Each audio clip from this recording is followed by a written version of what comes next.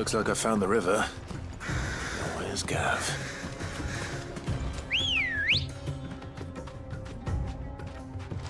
Ready, go? Fly, Ambrosia.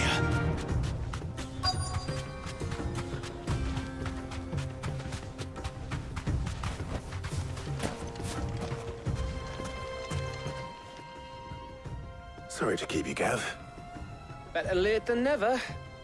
I've had a quick scout about, and I reckon round here's our best bet if we want to grab as much of this Stardust stuff as we can. Don't know what Blackthorn's planning to do with it, though. I asked over in Dalamil, and they seem to think it was worthless. But if Stardust is what Blackthorn wants, Stardust is what he'll get. There's plenty of this stuff lying about, just begging to be bagged. Then let's get bagging, shall we? We shall. Race ya.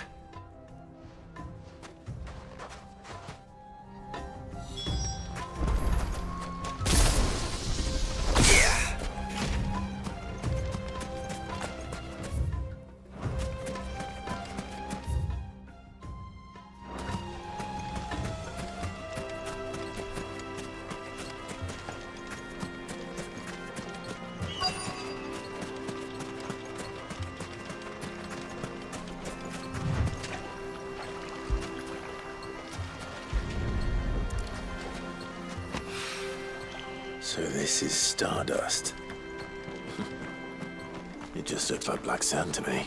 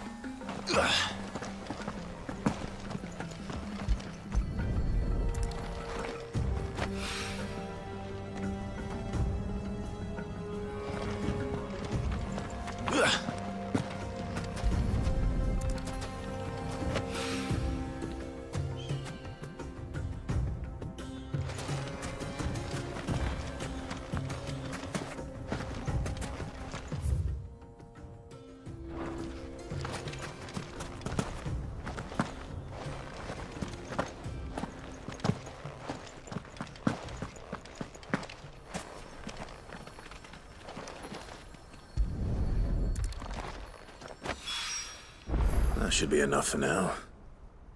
Let's see how Gav's getting on.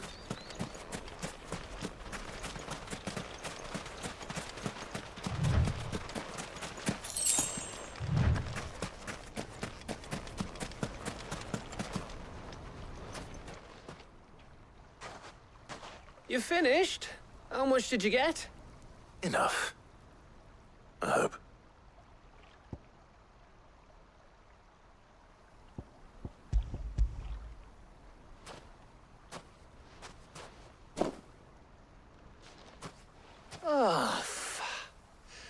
You win. That might even be enough for old Blackthorn. Hey, before we go, do you mind if we have a chat?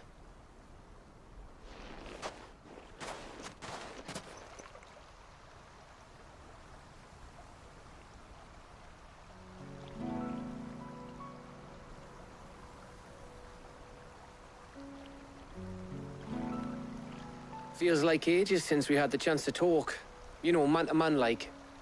It does, doesn't it? Back when you first took Sid's name, we were talking all the time. Working out what to do in that. There was a lot to work out. And there still is. Those shoulders of yours starting to feel the strain. Hardly ever see you around the hideaway nowadays. Always on some errand or other. You can take a day off, you know. Says the man who spends most of his time behind enemy lines. Only 'cause you keep sending me there. I know I can count on you, Gav. Likewise.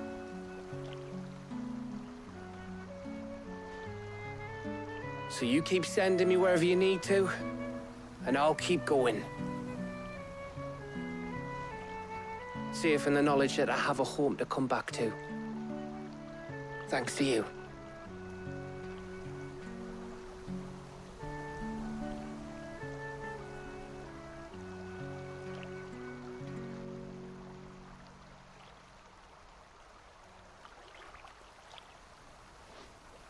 Right, that's enough soppy shite for one day. We'd better get this lot back to Blackthorn before he slings his hammer at someone. You go on ahead. And try to get some rest once you're there. Oh, I plan to. Believe you me. After Blackthorn gets what he needs, of course.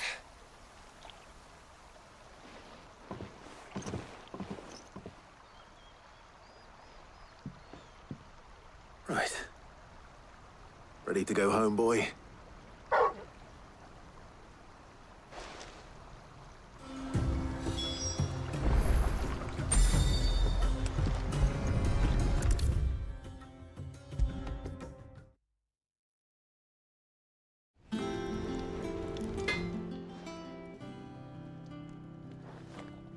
Blackthorn, got everything you need? Yeah. Yeah, I do. Cheers for the Stardust. Should be enough to be getting on with. We should go out on maneuvers together more often. You know, it beats sneaking around on your Todd all the time. I'll make a start on putting this thermal plating together then. It will take some time, mind. So if you've got other things to be getting on with, I could do without you breathing down my neck. Thank you, Blackthorn. I'll let Mid know construction's underway.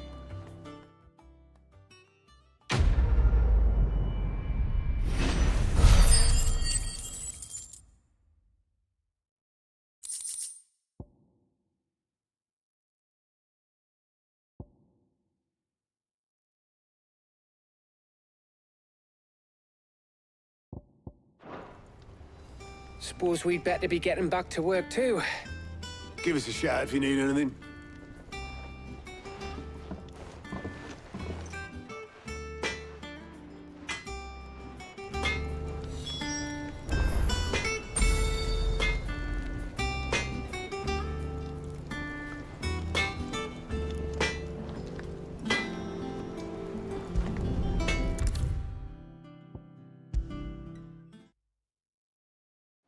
Come up with something soon. You'll be pleased to hear that Blackthorn's started work on the plating. Excellent. 1 down, 2 to go. So, what's next? The helm, of course. For this, we'll be repurposing fallen scrap. Salvage from the ruins? I thought that material was all but impossible to work. Ah, but we don't have to. I'm sorry. Just so happens there's one particular ruin that's broken into exactly the right shape and size pieces for what we need. What's the name back there? I'll give you all the details. What's her name? Right.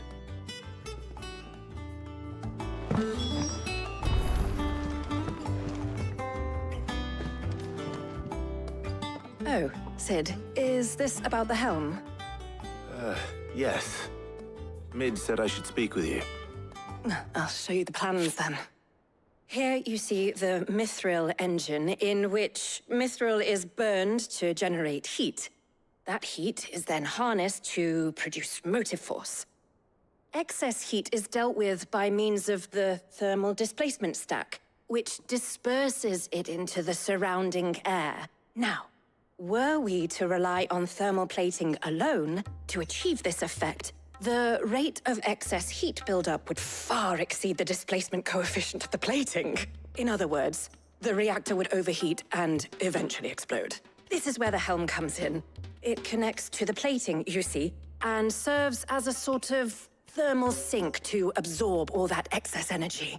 Our experiments have shown that fallen ceramics are remarkably thermophilic. They can withstand and absorb levels of heat far above anything we are able to make today. And not only that, they're also waterproof and immune to rust, making them the perfect material for our protective hood. Why, if sea or rainwater were to enter the reactor proper, it would vaporize instantly. The forces produced would tear the ship from stern to... You can stop there. I understand. Mid said we might be able to use parts of a fallen ruin. Where would I find it? Ah, yes. It's in Lorbert's Pass, near Lostwing. The thing is, well, I probably should have arranged to have the pieces we need brought here sooner. You see, a certain unwanted visitor has taken up residence there. It's no longer a matter of just walking in and taking them. It's, going to be considerably more dangerous than that. I see. Then I suppose I'd better deal with this unwanted visitor for you. Would that help? Oh, very much. Thank you, Sid. I'll gather my team and head there right away. We'll meet you outside the ruins.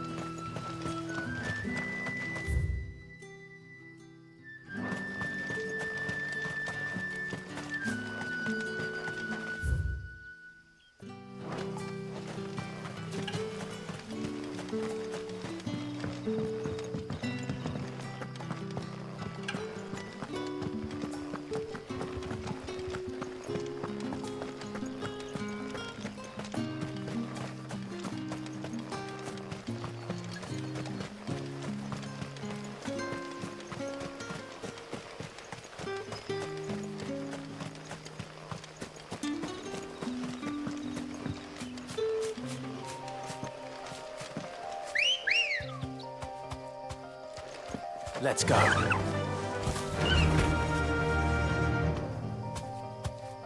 Faster!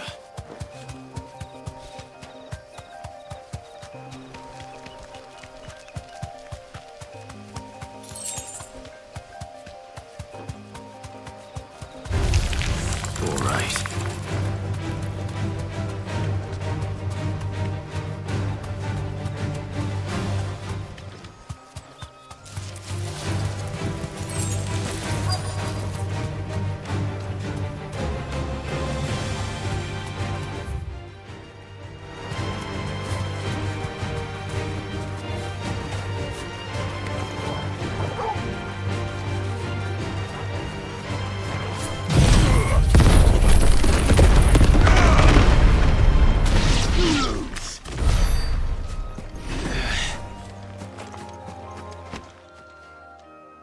Oh, there you are, Sid.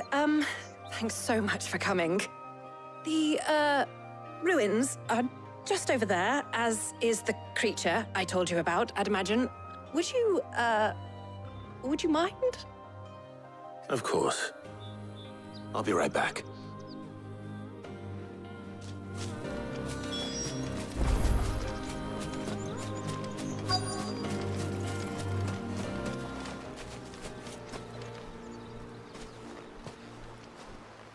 Anybody home?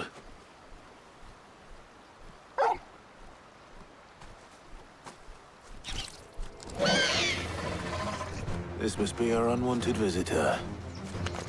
Time to go.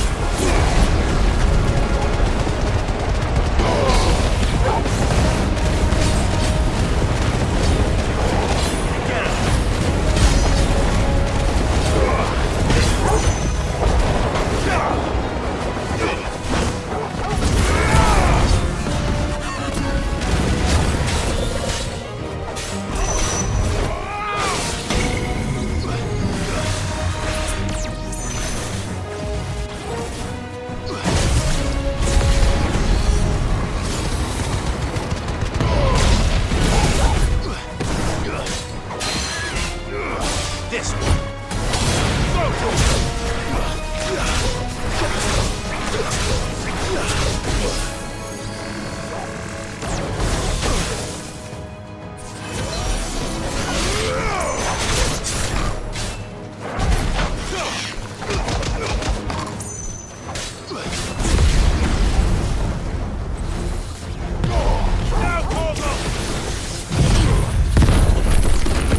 Help me, boy.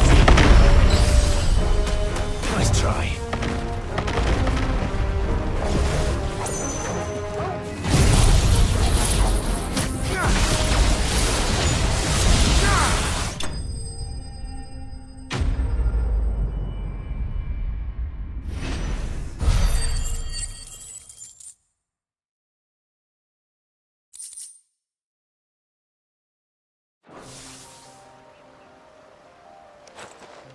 The things I do for you, Mid.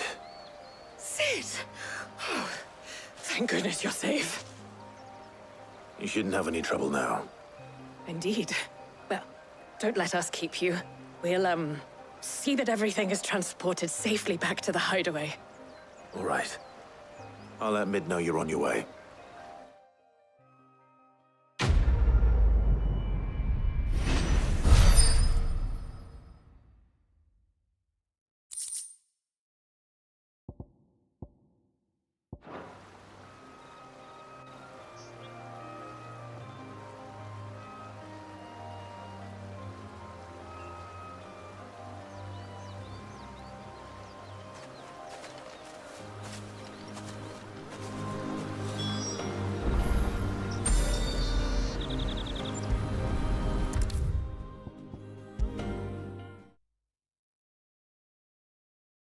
If I don't come up with something soon. Mid. Helena has recovered the material for the helm. She'll be along shortly. Excellent. Another job well done. And just one remaining. Right. Right, the shielding. This one's a bit of a bugger. How so? The plating's enough to stop the engines going pop, but those things will still be spitting out enough fire to set the rest of the ship ablaze. Which is why you need proper shielding. A prison for the dragon's breath that's blazing away inside. I thought a triple thick layer of tempered steel might do it. Or more of the stuff that the Fallen use, but they'd both be too heavy. The helm and the plating are bulky enough as it is. Add any more weight and the whole ship would be at the bottom of the briny before we'd even started. I need something light. But I've racked my brains and I just can't think what would do it. Well, if I were in need of obscure knowledge, I know whose counsel I would seek. Harpocrates. Tomes? Yeah, well, I'd thought of that, obviously. I've got all the details written down here. Can you take this to him, see what he makes of it? Right away.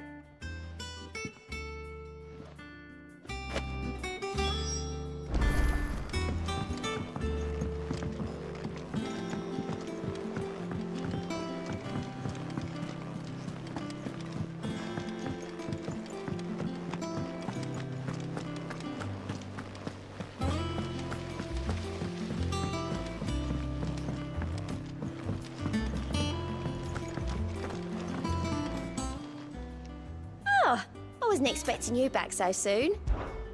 Come to claim your just desserts? All yours. All done? Fancy a look at the list, do you? Quick look. Always something in there.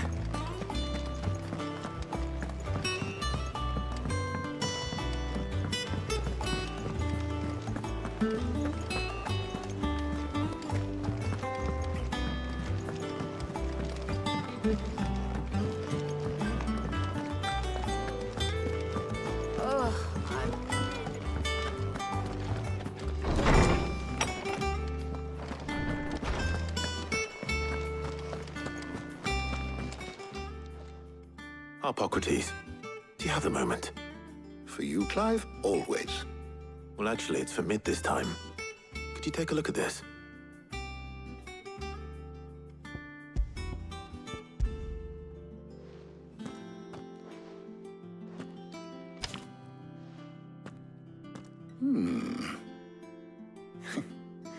shielding for a mithril engine? Whatever will that girl think of next? And what are these notes around the edges?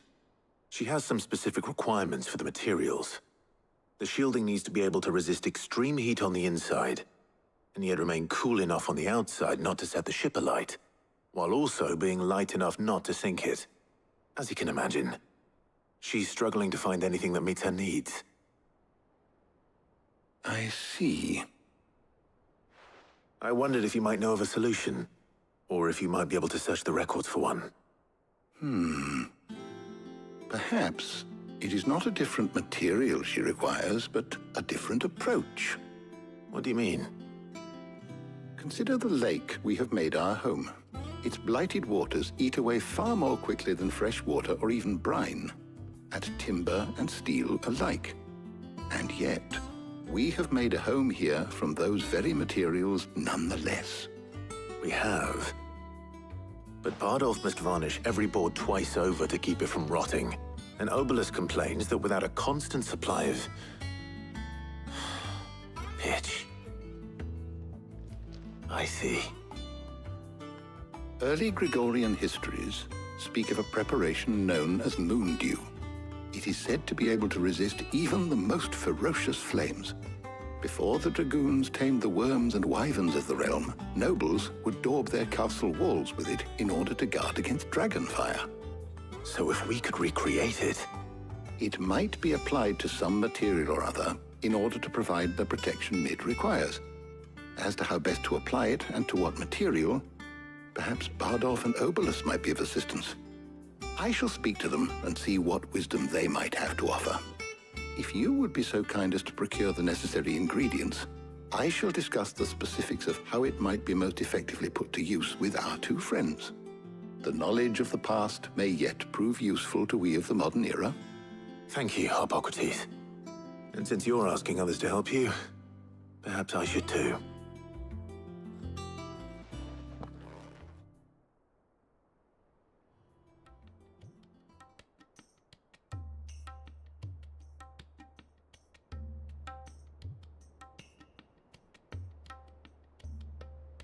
So you need a hand, do you? We do. I'll be heading to market for the ingredients we need. I could do with some help. And some company, too. The other can assist me in researching how best to prepare the shielding itself. Can we count on your aid? Always. Well, if Jill's game. Thank you. I am sure either of these fine young minds would prove indispensable in my research. I leave the decision as to who will go with whom in your capable hands, Clive.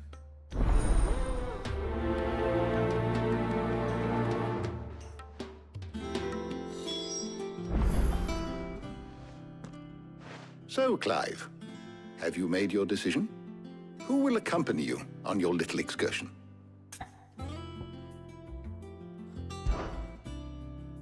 Very well.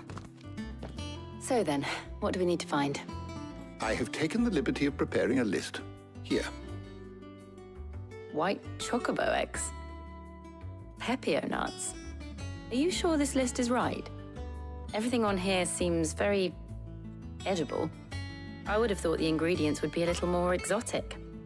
Though these items may seem mundane, they have potent effects that are rarely exploited, effects for which they were once highly prized.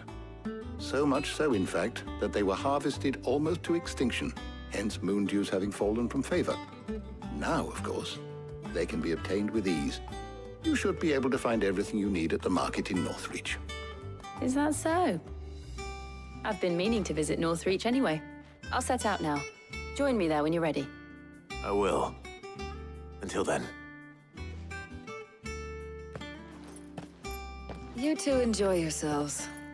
You too, Talia.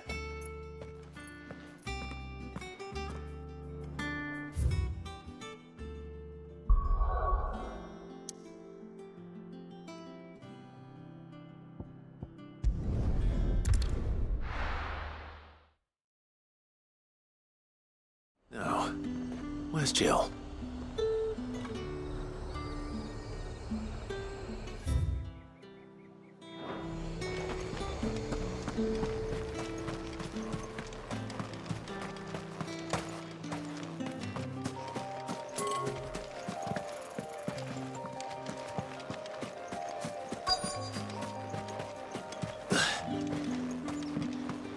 those Pepio nuts?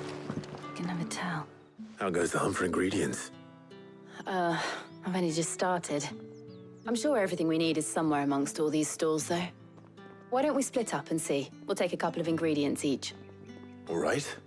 What am I looking for? How about you look for the Pepio nuts and some garlic? I'll find the other things we need. We can meet by the gate when we're finished.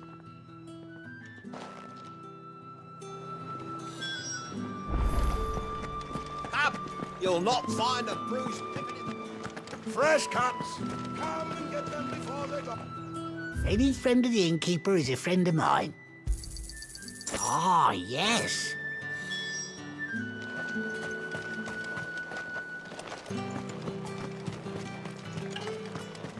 How the hell is anyone supposed to... What do you want? Go on. Take it.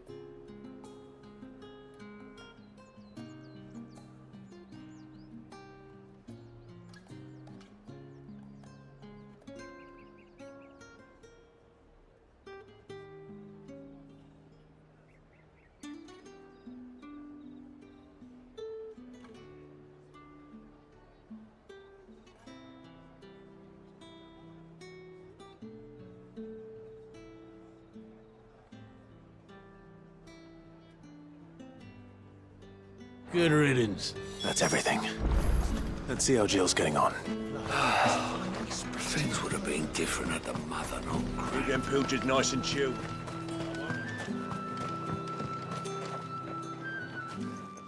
Did you find everything?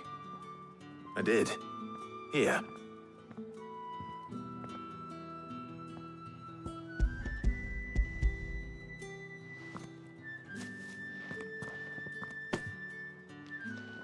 Garlic and Pepio nuts. Perfect. Now all that remains is for Harpocrates to somehow turn all this into what Mid needs to keep her engine cool.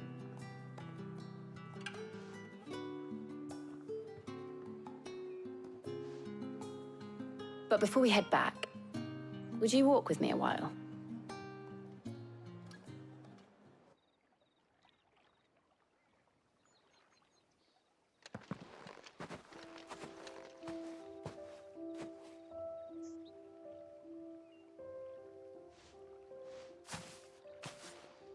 Thank you for asking me to help you today. It makes a nice change. It does. It's good to get away from all the battle and bloodshed for once. Just being here reminds me of when we were children. Do you remember? Walking down Market Street in Rosalith, taking in the sights and smells. How could I forget? What with Torgal's antics. Remember how his nose would prick up at the scent of sausages? He'd go racing away and we'd have to go running after him. We wouldn't catch you now, would we, boy? Was there anything you wanted to buy for yourself while we're here? There was, yes. Well, sort of. Molly in the kitchens told me about a place that sells particularly good pies. Thought you might like to share one with me. I would. Thank you. And I saw some bread.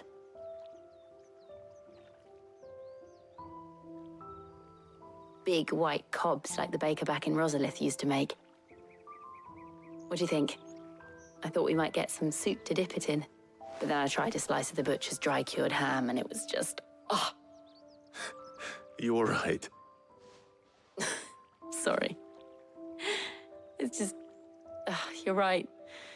I really do feel like a child again being here with you.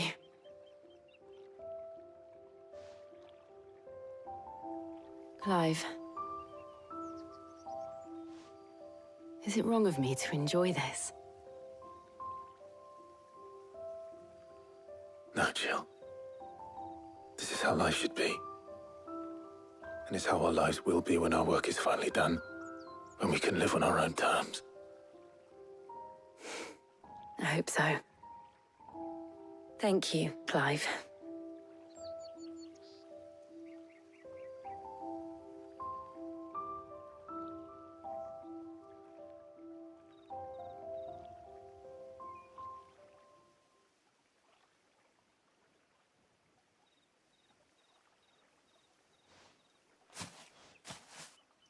Well, I suppose we better be getting back.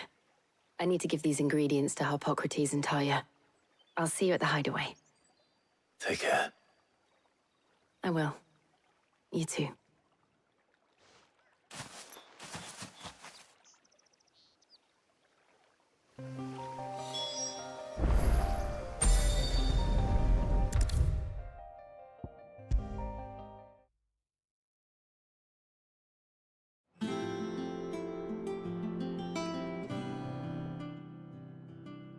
How's work on the shielding progressing, Harpocrates? Well, very well indeed. And thanks in no small part to your kind assistance. I was just explaining to Talia how we might best go about preparing the moon dew. And now that we have all the ingredients, we may begin. You can count on me. I've mixed more than a few mysterious concoctions in my time. I'm sure you have. What about the shielding itself? Work is underway, under the watchful eyes of Bardolph and Obolus. Apparently, it'll be ready soon. Thank you. All of you. Right then. Jill, would you join me in the infirmary? Many hands make light work and all that. Of course.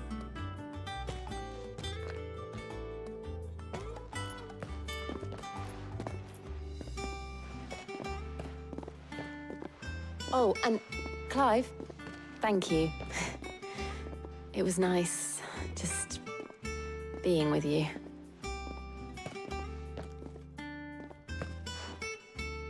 It appears our work here is almost at an end. A shame. I was enjoying playing the man of action for once. When both the shielding and the moon dew are ready, it will merely be a matter of applying the one to the other. Followed by a rigorous process of testing and retesting, of course. Perhaps someone ought to warn young Mid of that. Leave it to me. Thank you, Harpocrates.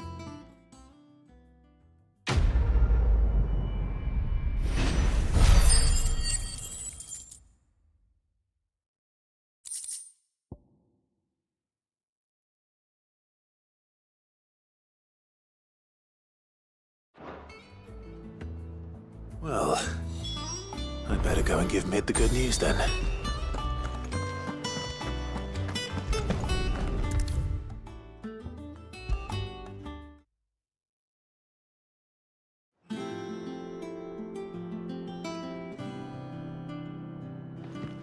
Sorry to keep you waiting, Mid, but you'll be pleased to know that work on the shielding is underway. You found something for it? In a manner of speaking, Harpocrates knew of a substance that's highly resistant to heat, a coating that should provide the protection you need. He's supervising the construction and testing of the shielding as we speak. Brilliant! I knew you wouldn't let me down. Don't thank me. I'm just the errand boy. Right then, better start working out how to bolt all these bits together. To the Black Hammer!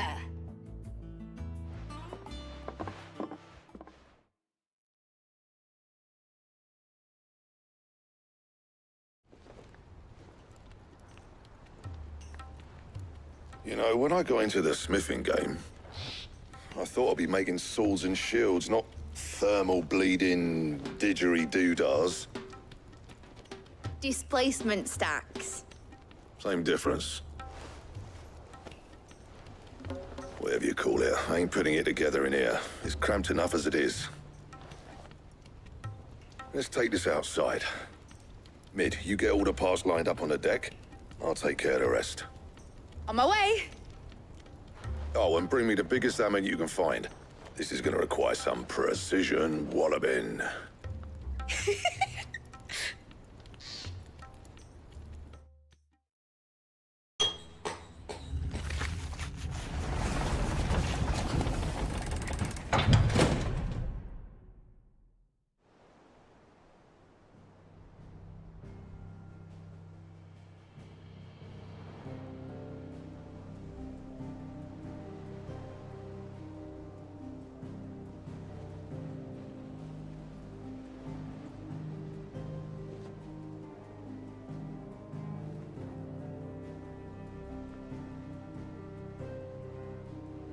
It's finished! It's finally finished! Fuck for that. I'll be feeling my hammer arm for weeks. Thank you, Clive, Blackthorn, everyone. That's one down and just 3 more to go. I'm sorry. Oh, didn't I tell you? The Enterprise has 4 mithril engines, and we'll be needing a displacement stack for each. You don't mean... Don't worry. Now they've got a finished one to work off, my gang in Canva can build the rest. Good luck to them, I say. Right, I'm off to get a sling for this elbow. Any other work comes in, keep it to yourselves, eh?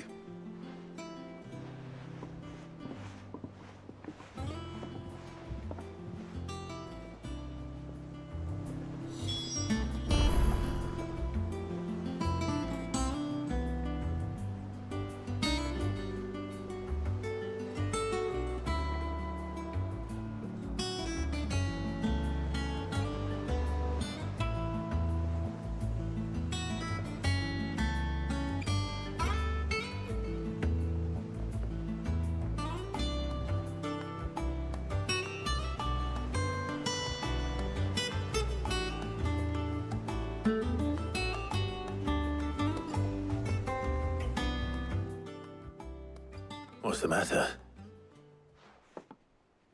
Nothing. Just daydreaming. Thinking about the Enterprise sailing off over the horizon to shores unknown. Searching for a land untouched by the Blight. Just like me and my dad planned. So if the worst came to the worst and every scrap of soil in the Twins turned black, we might still have a chance. That's what she was meant to be. You see, one last chance just in case we needed it. But now she's so close to being finished, I've realized I don't want her to be that. I don't want her to be just a lifeboat for us to cling to if things get desperate. I want people to sail aboard her by choice, not from the lack of it. In a world where we're not just trying to survive, but where we can actually live. I'm working on that. And I'll do everything I can to get you what you want. Don't you always? All right. My mind's made up. As soon as the Enterprise is fit to sail, I'm putting her under your command. Sod our plans, I'm trusting in yours. Are you sure about this? Something tells me it's what my dad would have wanted. He'd be proud of you. You were gonna visit his grave, weren't you? I was. And you can come too now that your little project is finished. Right. There's just one thing I need to finish up first. Won't be a mo. All right. I'll let Otto know you're coming. Meet us in the mess when you're ready. Aye, aye, Captain.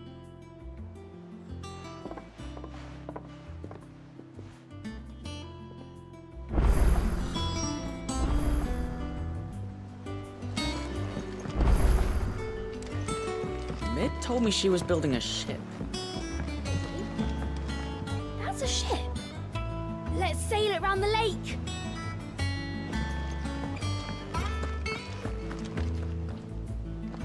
All right, Clive. Asterix. Mid finished sending half the hideaway traipsing across the Twins, has she? I swear, that girl'd do anything to put off visiting her old dad's grave. No excuses now, though, eh? Not quite.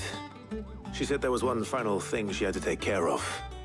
I'm sure she'll be finished soon enough. She said that? In those words? She did, yes. Clive? Were you born yesterday or something? There is no thing. She'll probably be halfway to Canva by now. Mid. I might still be able to catch her.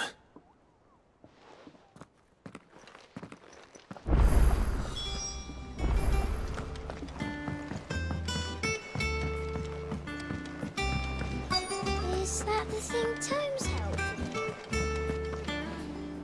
Obolus, have you seen Mid? Yep. In a boat, going that way. Then I'm too late. You in a hurry and all, are ya? Oh, I offered to take her across, but she wouldn't wait. Just paid for a dinghy and rowed off. Oars going like the clappers. Got some life in her, ain't she? But anyway, I was on my way up to see you, as it happens. Got a letter for you. Urgent, by the sound of it. One of your uncle's men said I was to hand it to you in person, post-bleeding haste. And you're here now. Thank you, Obolus. Don't mention it. What tidings, Uncle?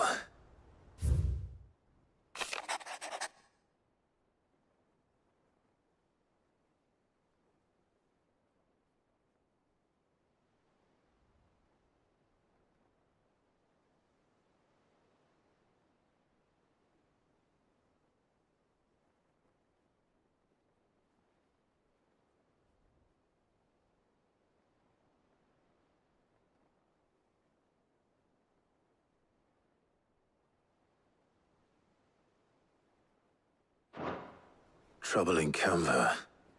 Well, I'll need someone to keep an eye on Mid.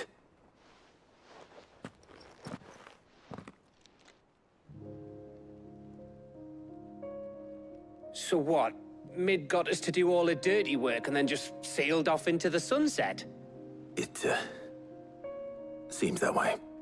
Well, nothing we can do about it now. But next time you plan on visiting Sid, you might want to tie her to something before you suggest it. Ah, don't be so hard on her. Gotta admit, the dirty work was kind of fun. Everyone pitching in and all that bollocks. Just like when we built this place. You're right. Anyway, we all set to head to the old hideaway. I could do with getting to Canva pretty sharpish. Wouldn't do to keep Lord Rosfield of the Seven High Houses waiting now, would it? Not after he asked for me personally. Gav will be leaving with me. Will you mind the place while we're gone? You can count on me. Just be sure to give Sid and the others my regards. All right. Oh, by the way, Jill will be joining us too. She's got some things to take care of, but she'll meet us there. I hope she's telling the truth at least.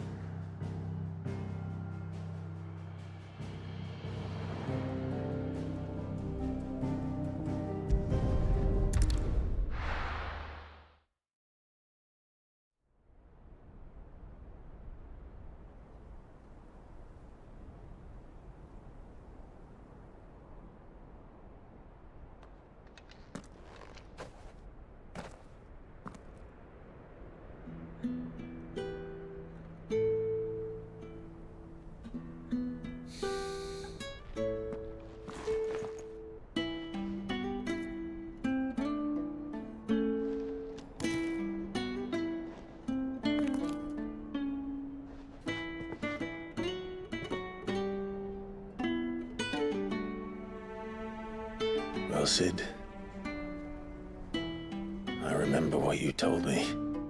But if no one is listening to what you have to say, you may as well not say it.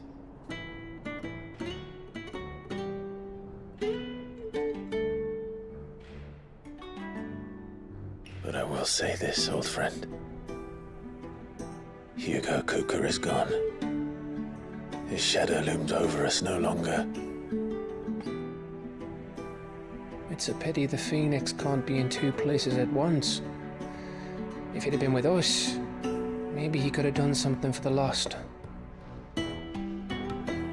Not even the Phoenix can bring people back from the dead.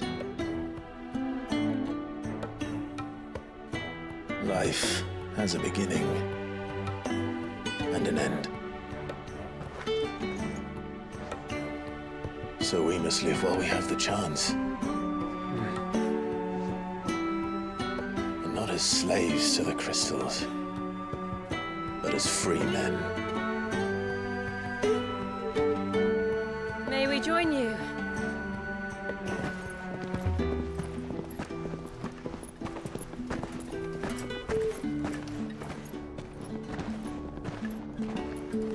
Lady Karen, what a pleasant surprise. I thought I'd drop by and see how you were all doing before heading off to restock my supplies.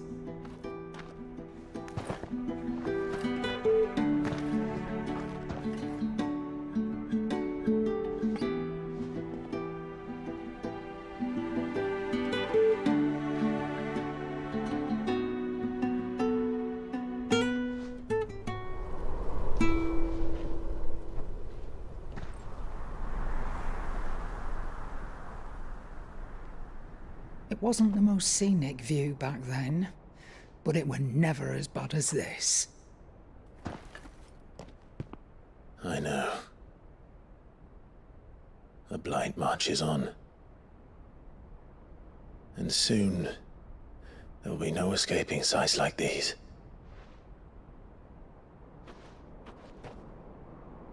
So our mission remains unchanged.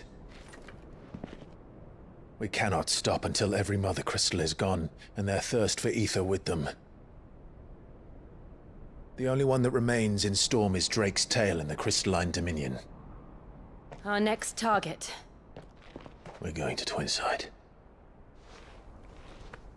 It's the capital of the Empire these days. I wouldn't like to think how tightly guarded they've got the place. Not that that'll stop you, but we do well to scout it out before you go charging in. We would indeed. If you're off to the Dominion, you can take this great lump with you. Goods. Oh, I am sorry. Have you forgotten you're the most wanted man in the Twins? I thought you might like to disguise yourselves as the attendants of a travelling trader, assuming you've no better ideas. You wanted to buy yourself some tools, didn't you? Well, now's your chance. You're letting me go with them? Oh, thanks, Nan. Stop that! You break me bones, you great galoot!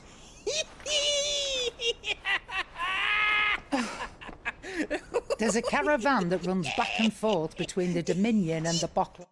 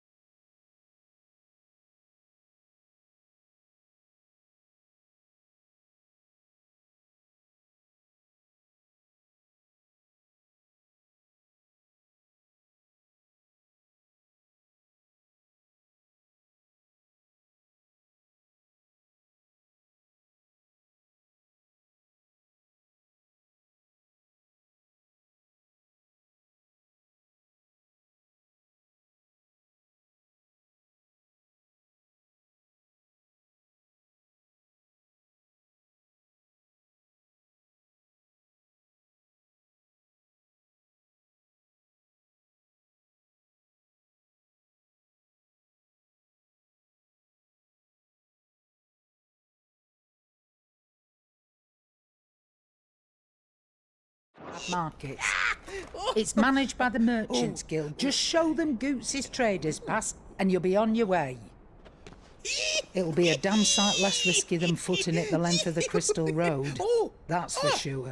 Thank you, Karen. And glad to have you with us, Goots. Okay then. I'll get me things and I'll meet yous there. See yous down in Bucklad. Get off! Me poor fingers! Jill, you're with me. Understood. And Gav? Already on my way, Captain.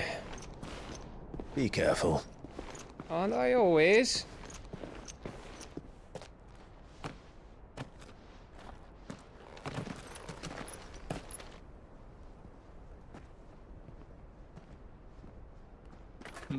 Do you see that, Sid? Your protege's making a proper little outlaw of himself.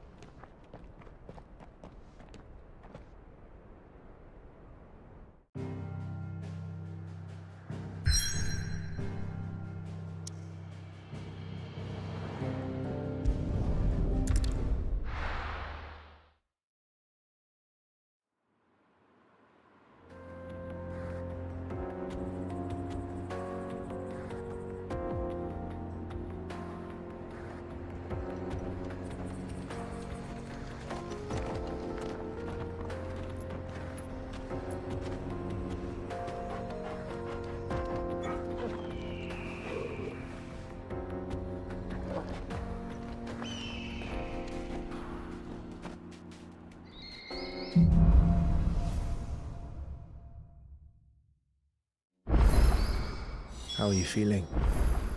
Better. Thanks to Taya. I'm glad to hear it. And Torgal helped too. Didn't you, boy?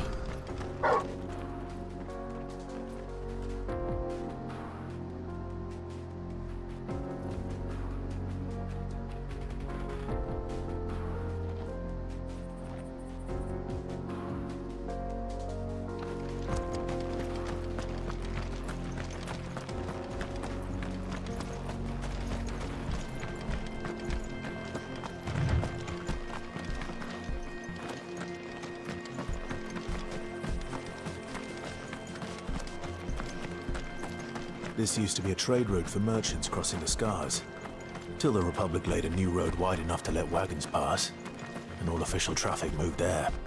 Leaving this one for those living outside the law. Indeed. I doubt we'll be the only outlaws on the trail today.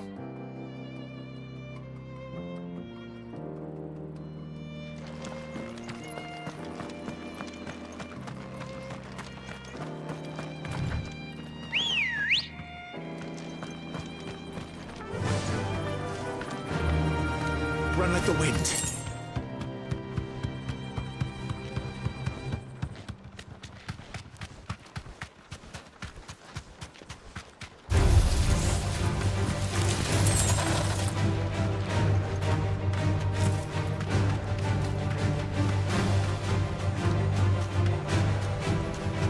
So what do you think? That we'd be lucky to make it out alive.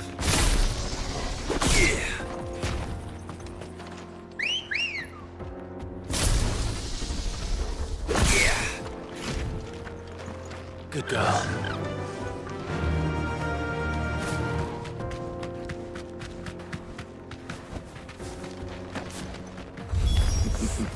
How nice. Well, They have a hideaway of their own.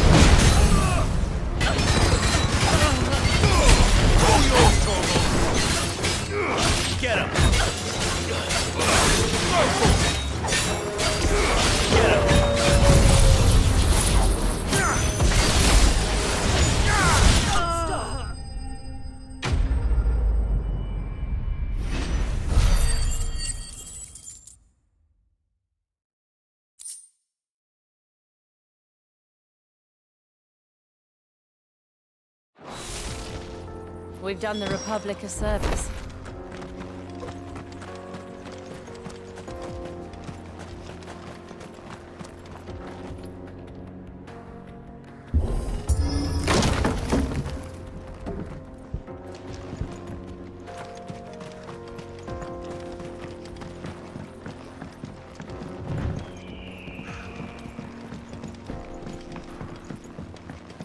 I see the Dalmex lag behind Rosaria when it comes to bridge building. The fallen ruin should hold, at least. The path continues on the other side.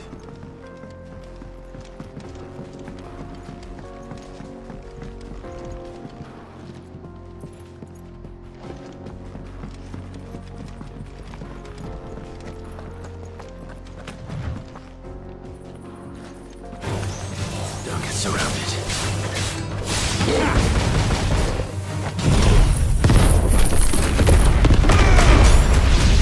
Too slow.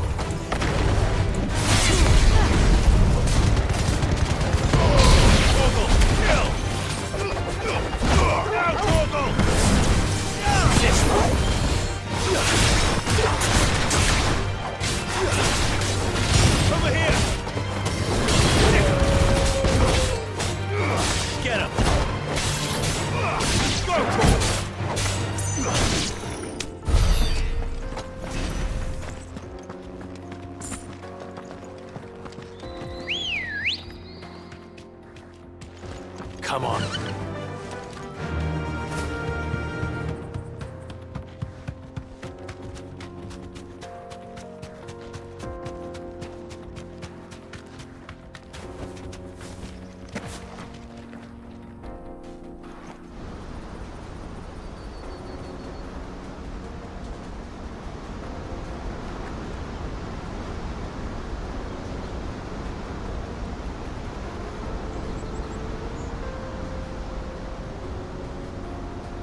So this is Zemeckis. The land of the gods. It's even more impressive than I imagined. I remember being captivated by the story as a child. Long, long ago, man was overcome by avarice and challenged the gods in a bid to win their power. The final battle took place here, at these falls. Or so the legend goes. If anyone ever manages to plumb those depths, perhaps we'll learn if there's any truth to the tale. That the gods emerged victorious and punished man for his defiance by visiting upon him 2 curses. Dominance and bearers. To tell the truth, I always thought it strange that the dominant and their icons were deemed a curse. Back home, the dominant inherited the throne. They were admired and exalted, not spurned. Whenever I got to that part of the story, I always assumed there must be something I'd misunderstood. You had a lot of storybooks, didn't you? In your room, I mean. When we were young. The old legends were always my favorites. Epic battles between gods and men. Father encouraged me to read as much as I could. He thought it good for my education. You really were a boy like any other, weren't you?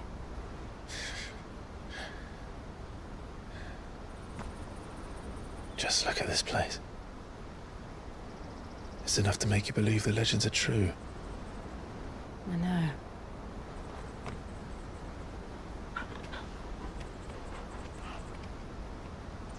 We're not far from Boklad. The road will be busier up ahead. And we'll have to keep our wits about us.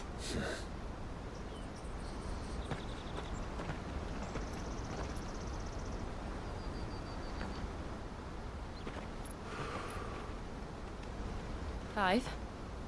Something wrong? Nothing. It's nothing.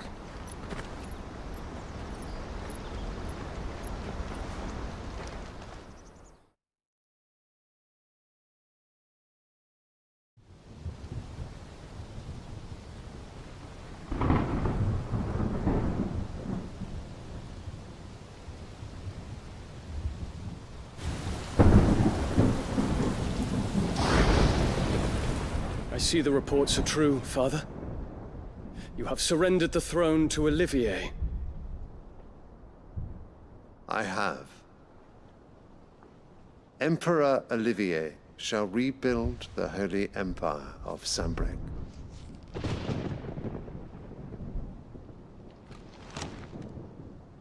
How is he to rule an empire? He is but a boy. I shall advise him until he comes of age. Father, please. Or for as long as I am able. The empire we seek to build needs young blood to rule it, and I can think of none better suited to the task.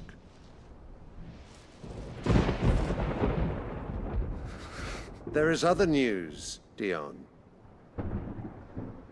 Hugo Kupka is dead, and Drake's Fang destroyed.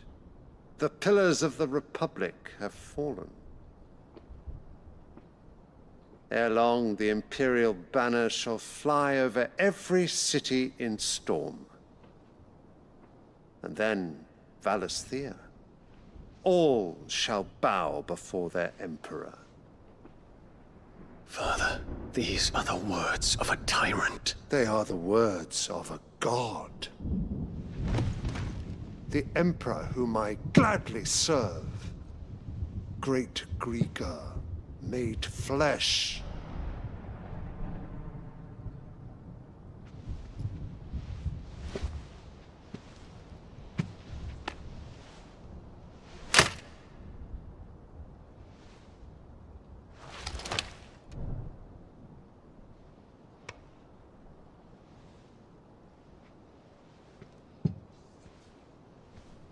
Return to your camp, Dion, and ready your forces. It is time to show the world the true power of Sambrec. Father. I find you much changed. Is this truly the path you wish to tread? Or are these the ambitions of another? Of Ultima, perhaps? What nonsense is this? I speak my mind, and my mind only. Though I do owe Annabella thanks for reminding me of certain truths regarding the nature of nations, of rulers, and of the divine. You would trust the words of this traitress? She betrayed her country. She slew her husband. You have ever been an invaluable servant to Sambrec, Prince Dion. I trust you will continue to serve your Emperor in the wars to come. Canker! Silence! Insolent wretch! You will bend the knee. All else is heresy. Sire, forgive me. This audience is over. Come, your Radiance. The Rowena Syndicate awaits your pleasure. Oh, not another meeting with silly old men. They're so boring. I'm hungry, Father. Can't we have luncheon instead?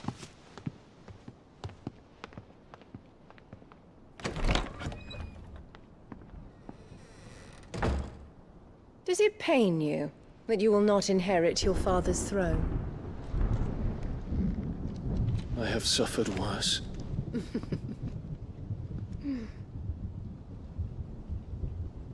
Count your blessings, Dion. For a base-born child to be chosen by Bahamut is miracle enough. You have risen high on his wings, but you shall rise no higher, lest your impure blood stain the throne. What do you know of my blood?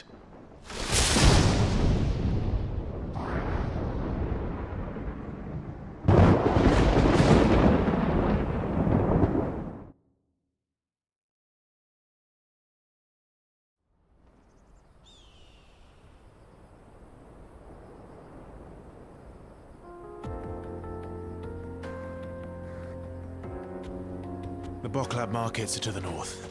We just need to hug the coast.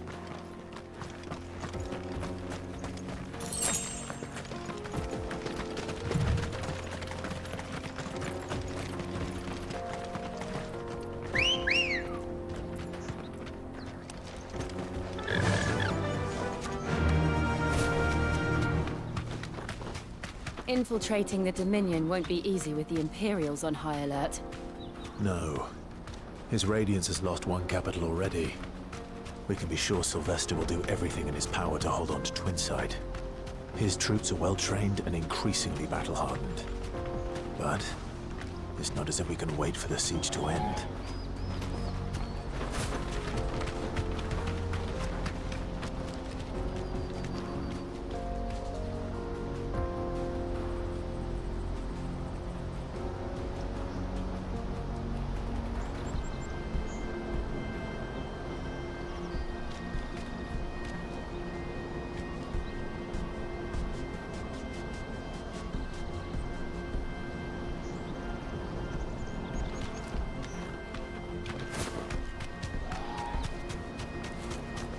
Not much further to go.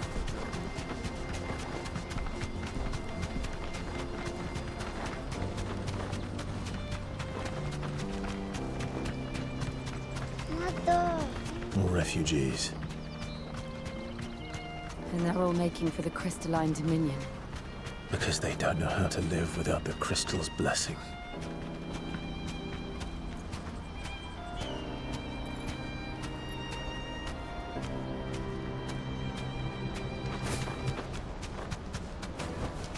No need to ride from here. There are no crystals here. This is where we're supposed to meet Goots, isn't it? That's right. He said he'd wait for us here after replenishing his supplies. I dare say he'll have finished by now. Let me carry your goods. I'm cheap. Peaches and pears.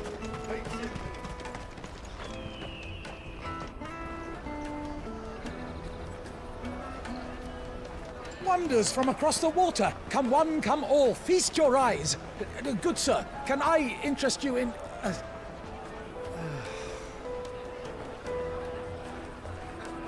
How much? For a measly crust of bread? You won't find any cheaper. Not nowadays. But you're more than welcome to look.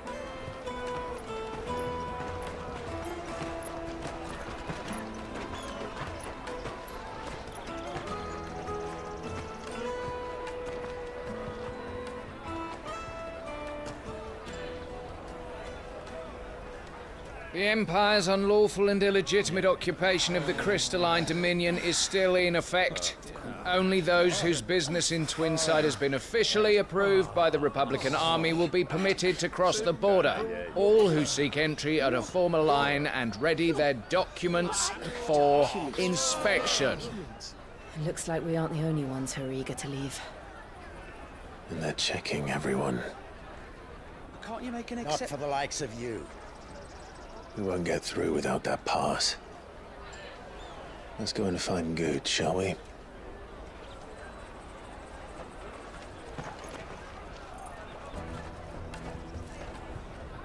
He must be around here somewhere.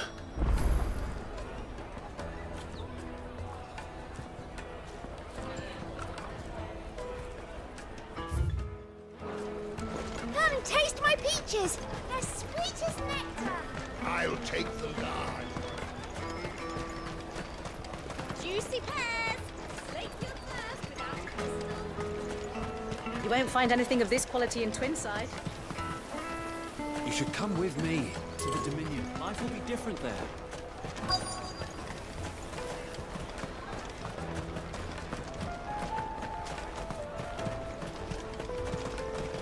Finest everywhere from the precinct. Ah, Good. There you are. Clive, I'm so sorry. Don't tell Nan, will you? Slow down, Good. Just tell us what happened. It's me trader's pass. It's gone. We cannot ride the caravan without it. We won't even be able to get through the flipping checkpoint. Do you remember when you last saw it? It was in my pocket a minute ago. Then a bairn bumped into me and... Yeah. You don't think that they might have nicked it, do you? It wouldn't surprise me. A busy market like this is prime territory for pickpockets. So, to get the pass back, we need to find this child. Where would we even start? I know where! I've got a pal in Bocklad who might be able to help us. No one knows more about what goes on round here than she does. Where do we find her? She's the owner of the Crimson Caravans, up that way. Sign's got a red chocobo on it. No time like the present. You two go on ahead. I'm gonna check the rest of my stuff, make sure naught else is missing. All right. We'll meet you there. Let's keep an eye out for this red chocobo, then. And the other on our purses. What's next to the check?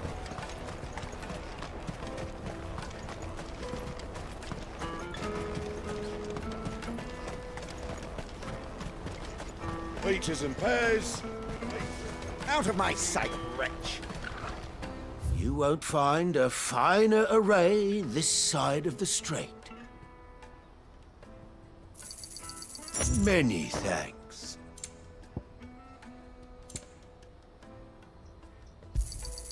You've a discerning eye. May Gilbert smile upon you.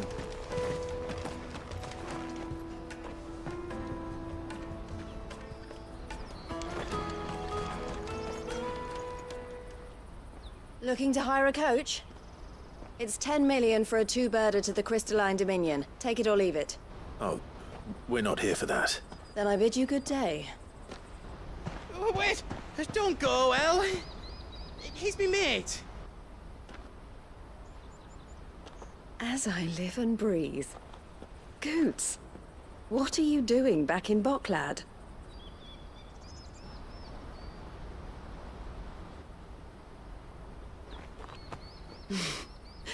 I gather Lady Karen didn't send you.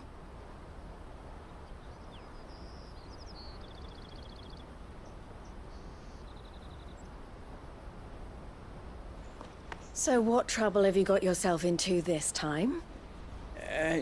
It's me trader's pass. It got stolen. By a little bairn. Of all the... You're the size of a marble. Honestly. Ugh. Goots told us that you know the markets well. Might you have an idea which little bairn could have done this? We don't intend to punish them. We just need our pass back. Then, we can be on our way. I see. So neither of you has a trader's pass either. Not that anyone would take you for traders, but I suppose that's why you came to me, correct?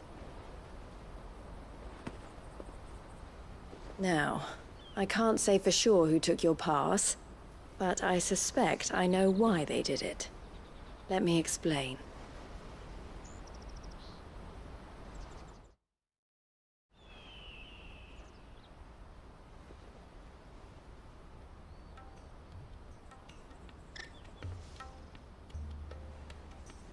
Ever since the Fist marched on the Dominion, the Republic has been clamping down on any commerce that might aid the Empire more than it does us. Which means traders' passes have gone from being merely a way of easing one's progress to being essential if one wishes to cross the border at all.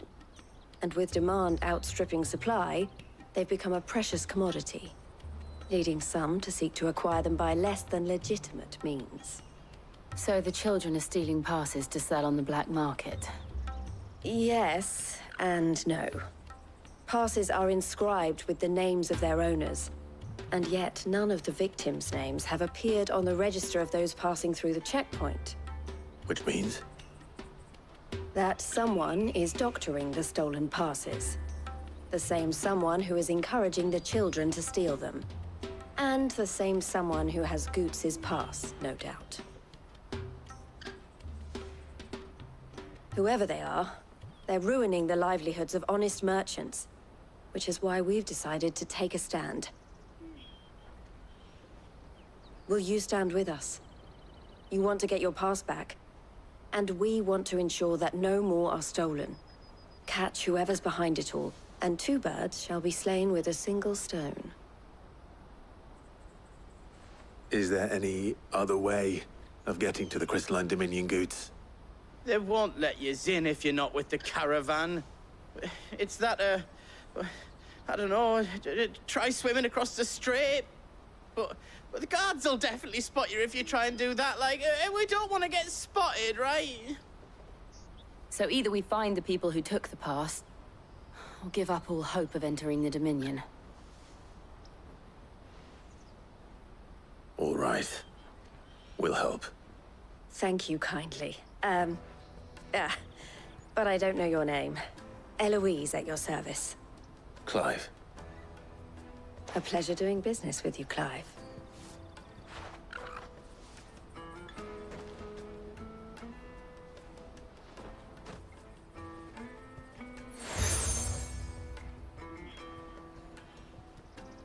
The proprietor of the furniture makers by the coach stop is spearheading the search. Wear that, and he will know you for a friend. I suggest that you speak with him first. The furniture makers.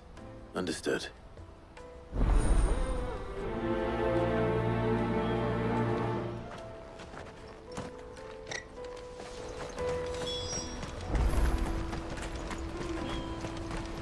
Out of my sight, wretch!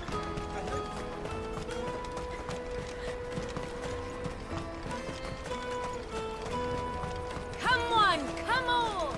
Jug of snake spit for the road?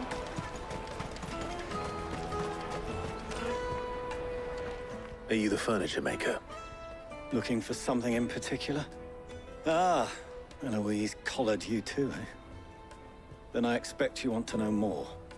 She told me you were leading the hunt for the pickpockets. What have you learned? For one, that they're targeting the traders carrying the biggest packs. Harder to watch your back, see? And less chance of the mark giving chase if they're spotted. Not that they'd be likely to catch them. Those imps know every inch of this warren like the backs of their hands. Their eyes must have lit up when they saw Goots. The fishmonger round by the gate's been trying to track down the children involved.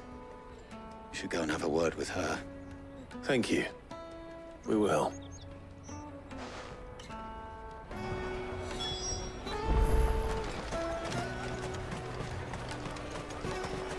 You won't find anything of this quality in Twinside. You should come with me to the Dominion. Life... Fish for sale! Fresh sorted and smoked! Can I interest you in... Ah, sorry. Message from Eloise, is it? She's asked me to help her. To help you find the pickpockets. Is that so? Suppose I better tell you what I know, then. For one, this isn't a family operation. All the traders say the children who stole their passes were dirty, dressed in rags. Street urchins, by the sound of it. We get a lot around here. Orphans from the wars. A few, perhaps. You saw the refugees gathered by the entranceway? They're all looking for a new start in the Dominion and beyond. Some of them take it as an opportunity to rid themselves of unwanted baggage. The shame of it. Whoever's behind this would have to have made themselves known to the children at some point. And so should we.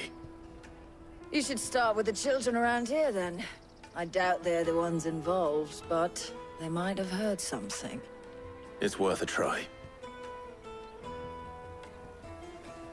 All right, then. Questioning children. How hard can that be? To the Dominion. Life will be different there. Taste my peaches! They're sweet as nectar! Excuse me. Do you mind if I ask you something? Can't stop you. I was just wondering if anyone has asked you to do anything out of the ordinary recently. Anything you grown-ups ever ask us to do is shut up and go away. So guess what I'm about to tell you to do? Sorry. I'll leave you alone.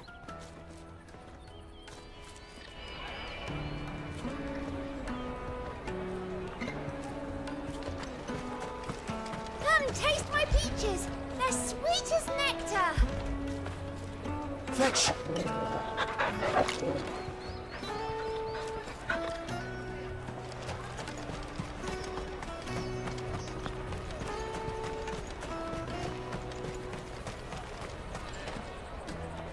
Do you have a moment? What do you want? What I want is to know who's asking children like you to pick pockets. I don't know. Nobody's asked me. What's picking pockets? Do you get paid for it? No, you get in trouble for it. So if they come calling, you know what to tell them.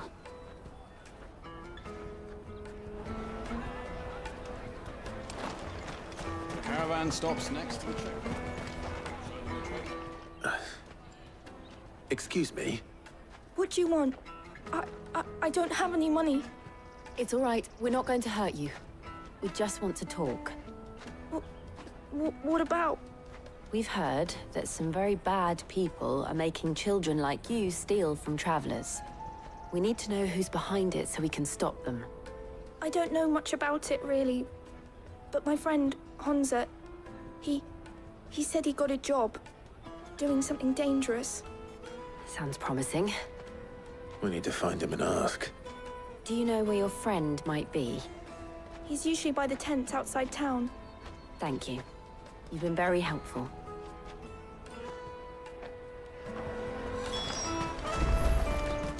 Come on, come on!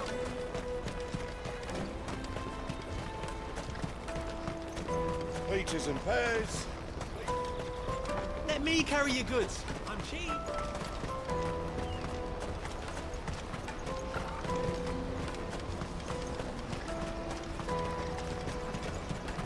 She must have meant the refugee camp. Let's hope he's still nearby. Daddy, I'm hungry.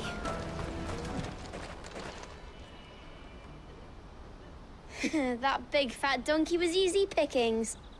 He wouldn't have noticed if we'd robbed his boots off him. Yeah. Wish we hadn't handed over the pass, though. Could use one of those things to get out of this dump. Chance would be a fine thing. The moment they found out, they'd string us up by our guts. Would they now? Perhaps you'd like to introduce us to these charming characters. Shit, we're in trouble now. What do we do? You two get caught if you want. I'm off. Hunter, where are you going? So that was Hunza, eh? Jill, you watch these two. I'm going after him. All right.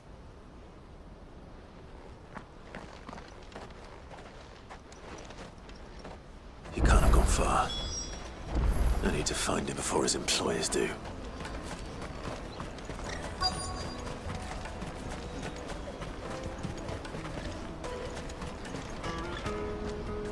Did you see a boy run past? He stole something from a friend of mine. There was a boy ran back there towards the chocobo pen, but... Thank you.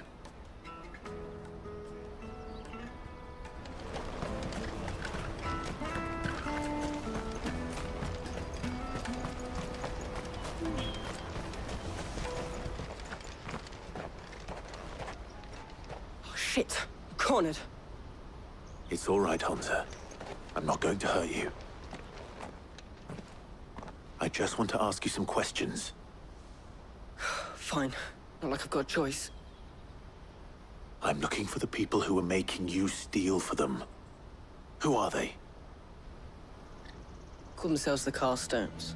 They said they'd give me a good gill if I did what they told me. I knew they were bad, but bread doesn't come for free. Didn't come at all half the time, before I started buzzing for them. You know, if I didn't do it, they'd just pick on someone else. Someone they could push around easier. Hunter. You found him then? Jill. Where are the other two? Eloise is watching over them. She sent Goots and I to look for you. You're... him! I haven't got your pass anymore, if that's what you're after. I gave it to the Carstones. Whatever you do to me, I can't get it back. Not that I go against them anyway. If it weren't for their gill, me and my mates would have starved.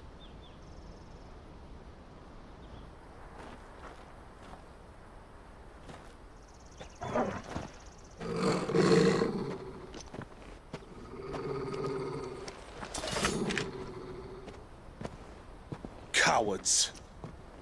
You will not force another child to do your bidding. Wait, we're not... Don't hurt him.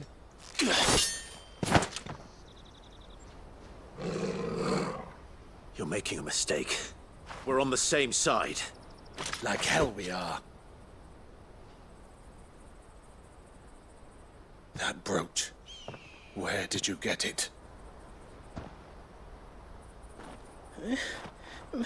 Master Theo? Goots. What are you doing with these people? Unless you're the ones my sister was talking about. Your sister?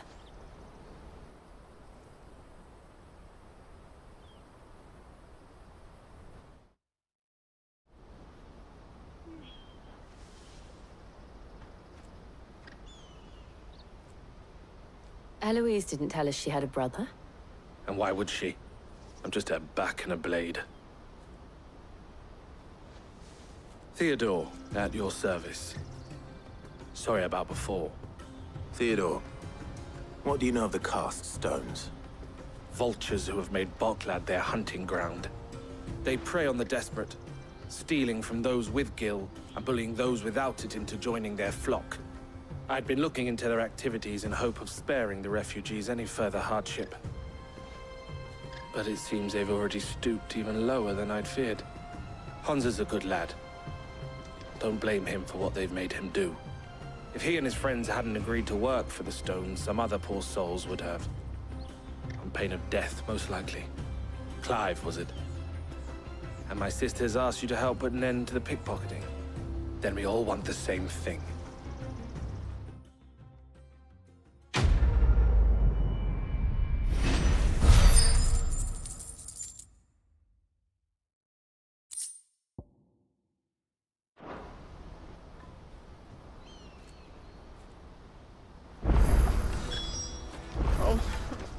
So, what's the plan? What else? We find the cast stones, and we crush them. You get your traders' pass back, and I make Boklad a safe place again. All right then. All right then. Hansa, where are they camped? Don't worry. They'll never know you told us. Couldn't if I wanted to. They always come to town to collect the passes. Meet us outside the gate. I tried following them once, but they spotted me halfway down the trail. Said they'd string me up. We'll try it this time. Which way were they going? Back down the road towards Leitney's Cleft. To Leitney's Cleft, then.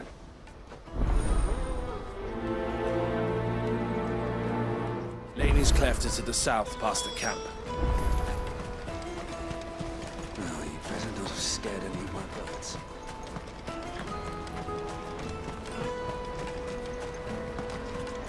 That's that then. Daddy! There are no crystals here.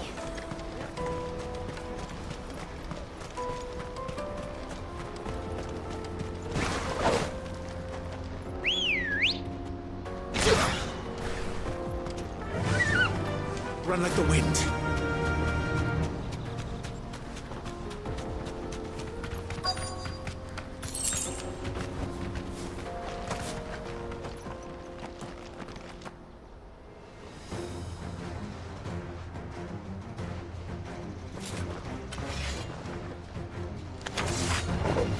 That's the one who's been sticking his nose in our business. You should have minded your own.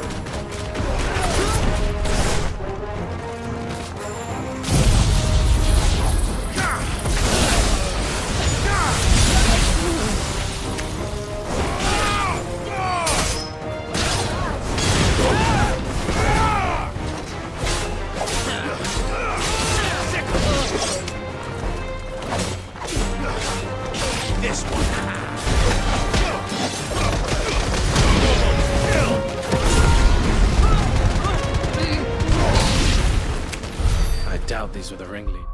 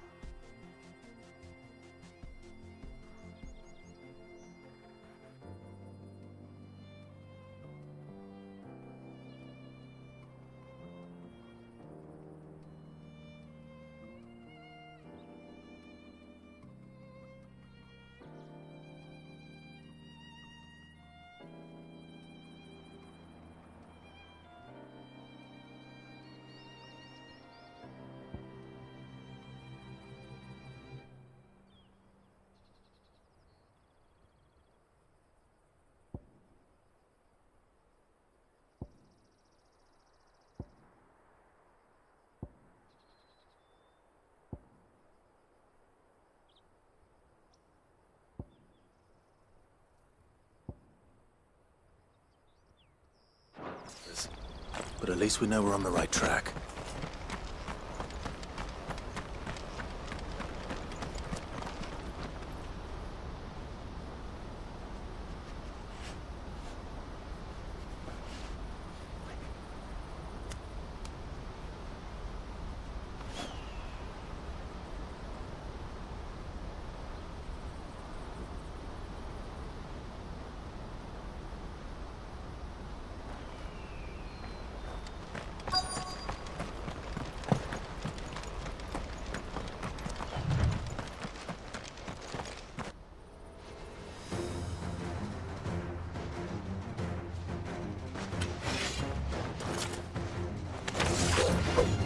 We got company! That's the lump.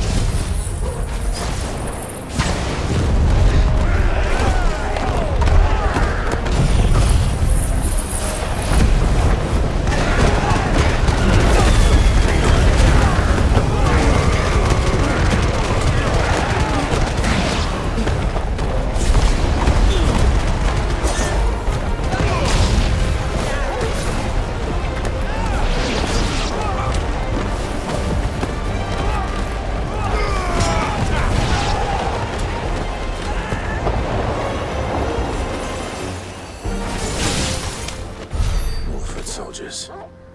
Fewer now.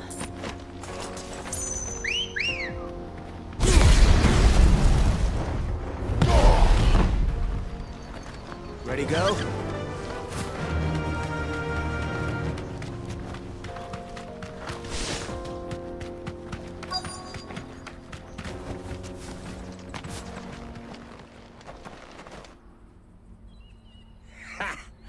Not a bad haul today, eh? Aye. Some of our new recruits are natural-born ne'er-do-wells. Especially the little ones. That Hans has got nimble fingers, all right. It'll be a shame when they chop them off. But till then, let's make the most of it. Scum. The leaders of the cast stones, I take it. They don't deserve any mercy, Clive. I wasn't planning on showing them any. We're ready when you are, Theodore. Oh, I'm ready.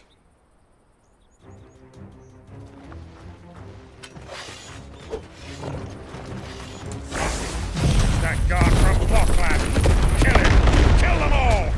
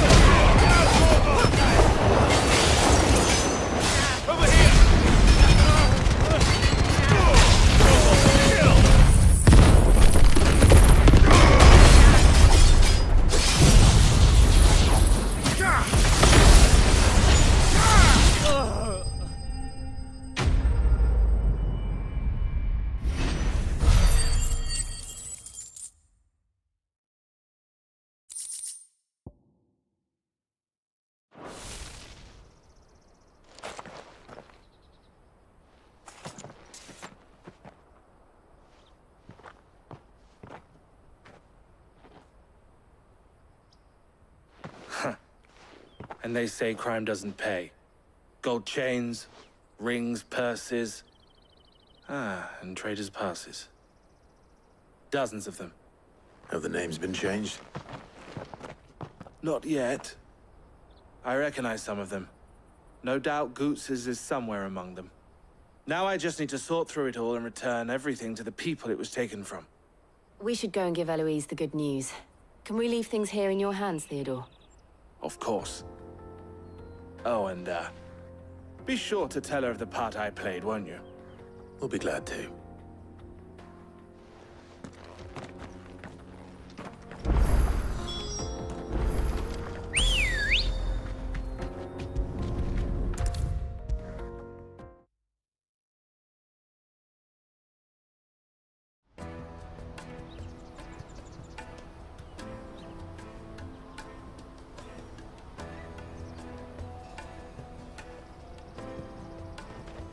Ah, Clive.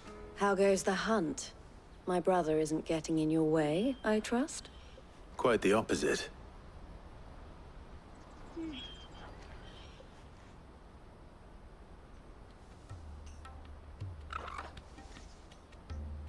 So it was the cast stones who were behind it all.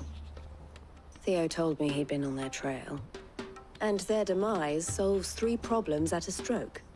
That of the pickpockets, the bandits pulling their strings, and the passes they were stealing. I only hope yours is among the items you recovered. Only time and Theo's return will tell. Speaking of whom, welcome home, dear brother. You are too kind, Eloise. Here, Clive. Goots's pass. Ask him to keep a closer eye on it from now on, would you? I will. Thank you. El, I've asked our boys to carry the rest of the goods back. Can I count on your help in sorting through it all? Of course. I'll make some space in the storeroom. I expect you'll soon be on your way then. But it wouldn't do to leave without introducing yourself properly. Would it now? Sid. Don't look so shocked. We're on the same side. I don't understand. As you now know all too well, we at the Crimson Caravans are always happy to help those in need. For a small fee, we will move anything that needs moving. Be that goods to market, or bearers away from it. I was the first my sister helped escape. If it wasn't for her, I'd have been branded as a boy. I had no idea. It just so happens that we are seeking to expand our operation. And who better to join forces with than the leader in the field? Wouldn't you agree, Theo? I would. It seems our purpose is the same in more ways than one. So what would you say to working together again? It would be our pleasure. And our honor. The honor is ours. Here, Clive. This is for you.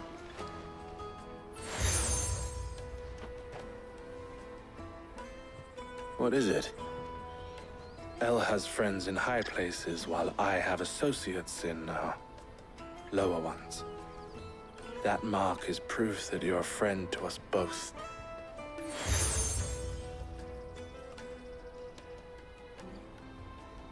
I shall bear it with pride. Well, all that remains is to wish you a safe onward journey. Goots's pass should secure you a place on the caravan, but if you encounter any difficulties, we would be delighted to provide you with a coach of our own. For a discounted price, of course. Say, 9 million? We'll try the caravan.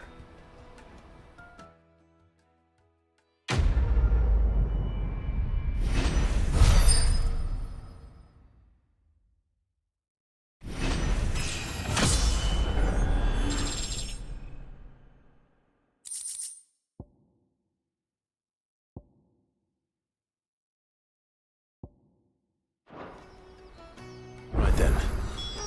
Let's get this back to Goots. And then it's on to the Dominion. out of my sight, wretch!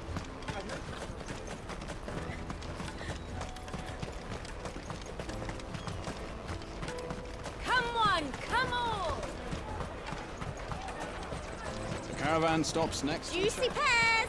Slake your thirst without a crystal. What I really want to be is a... Here you are, Goots. Try not to lose it again. Me pass! You found it! Oh, thank you so much. Nan would have killed me if I'd come back without it. I'll have to say thanks to Elle and Theo, too. So should you, Hansa. You and your friends don't have to steal anymore. If anyone threatens you again, you know who to turn to. We do. And we already have. Miss L's given us a job shifting the chocobo shit out the stables. It's hard work, and the pay isn't half what we got from the stones. But if we stick at it, we'll keep ourselves fit. You stick at it, then. And Goots, I'm sorry for stealing your pass. That's all right. I've got it back now. And all's well that ends well, eh? You said you're trained to be a blacksmith, right? Well, I'm gonna be your first customer. I'm gonna save up all my gil and get you to make me a massive sword. I'll do me best. Till then, eh?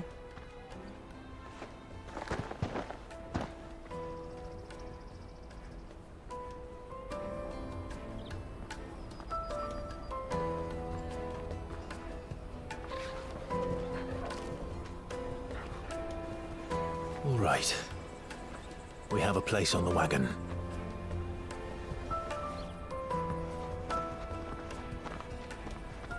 Remember, Goots, we're mercenaries. You hired us to protect you. Mercenaries. And you remember the plan? You're to ride all the way to Twinside. Jill and I will go with you as far as the outskirts, then find our own way in.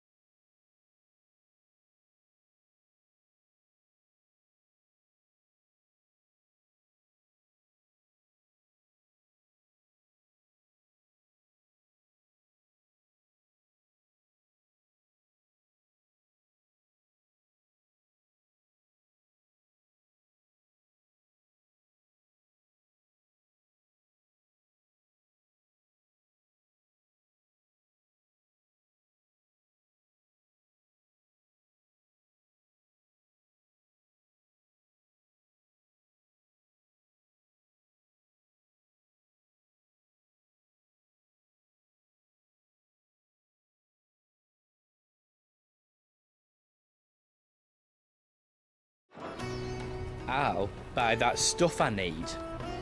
Right. And we'll scout out the Imperial's defenses. There's a square with a big bell tower right in the middle of town. If you get lost, or out goes wrong, we can meet up there. Right. Let's go.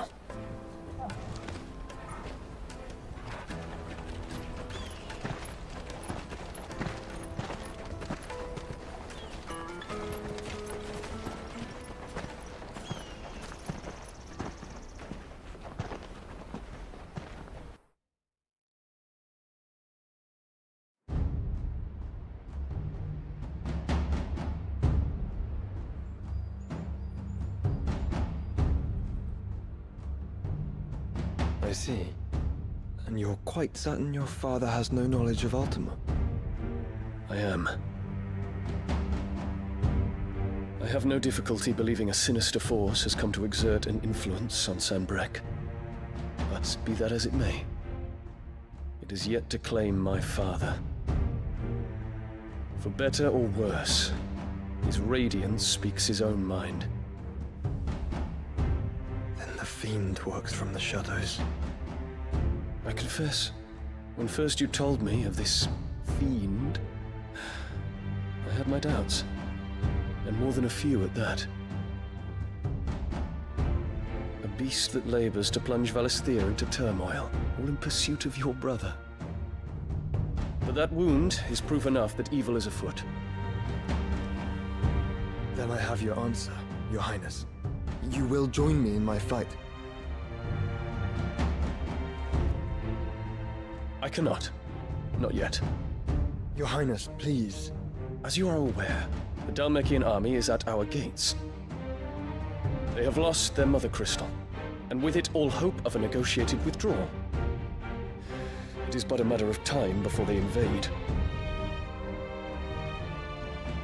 If Bahamut is not here to meet them, my people will be slaughtered.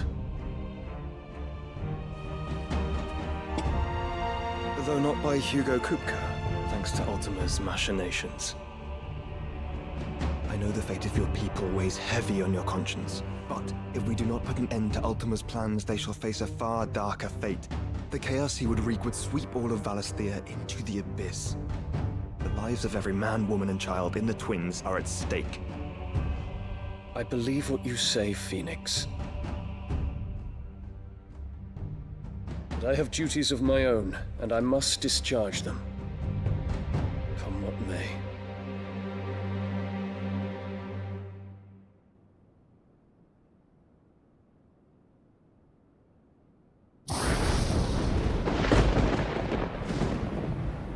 What do you know of my blood?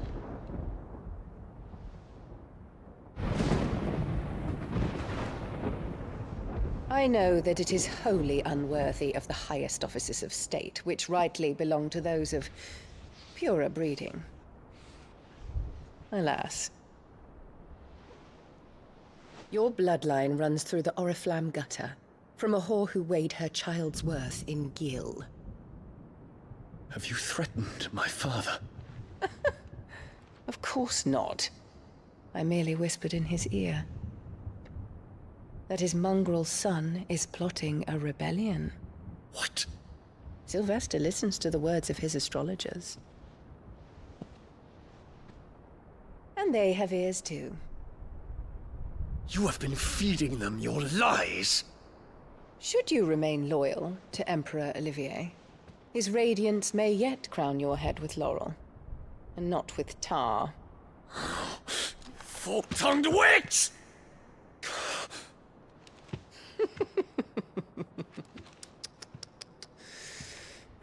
In consideration of your long years of service to the Empire, I shall forgive this uncharacteristic rudeness.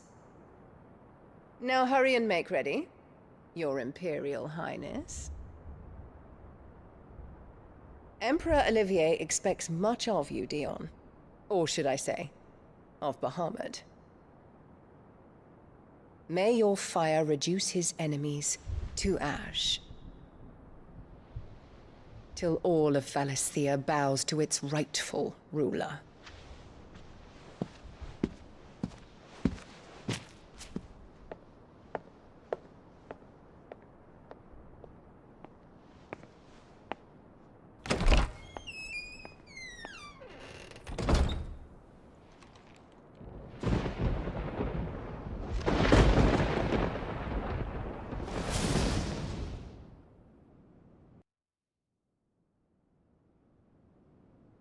There is another darkness that has taken hold of Sanbreque.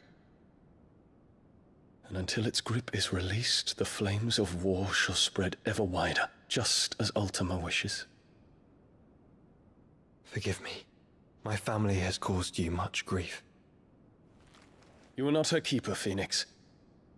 This is a matter for the Imperial household now, and as a member of that household, it falls to me to resolve it. At such time as that is done, what strength I have shall be yours.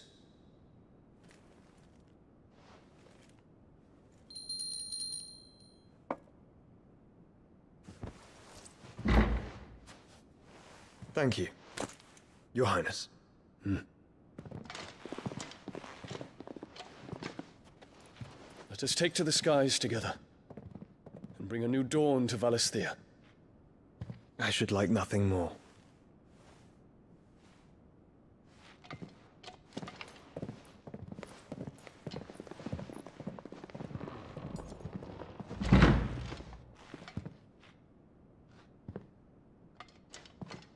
Terence, My prince. tell me true. Do you believe what I'm about to do is wrong?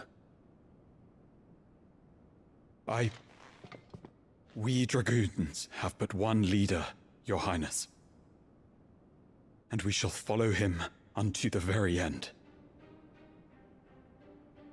Thank you. And this is my decree. For their crimes against the crown, the traitorous Annabella and her usurping son shall be put to death, and the Empire restored.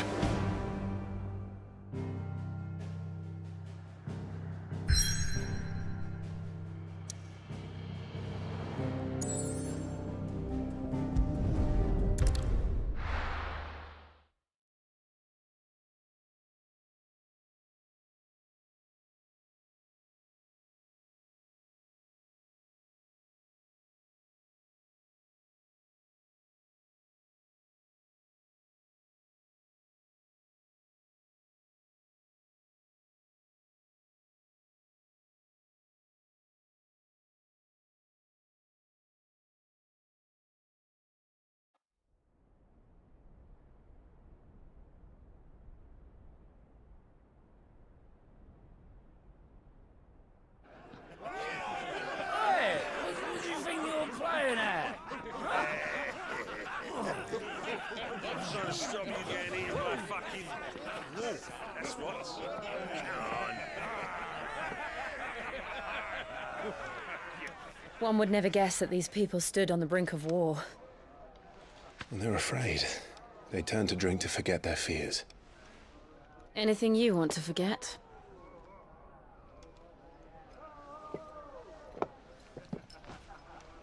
The harbor is empty, and half the market stalls too. The city may seem peaceful on the surface, but it's balanced on a knife edge.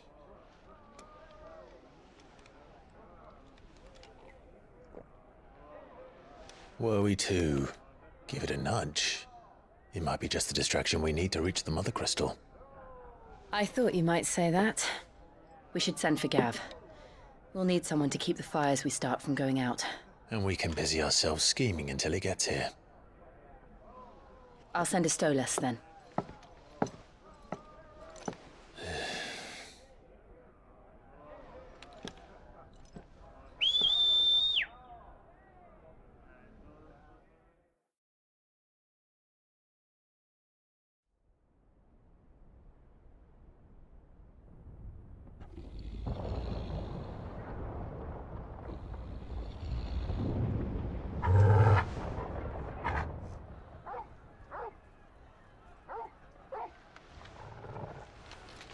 What is it, boy?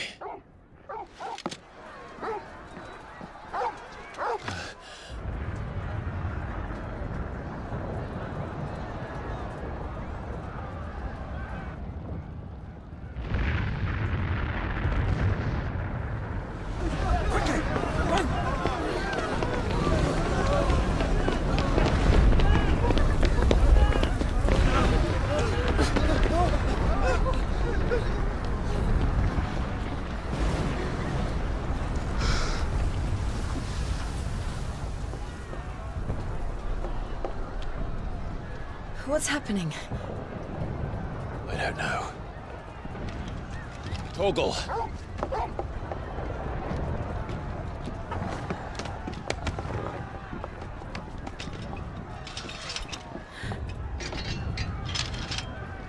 This way.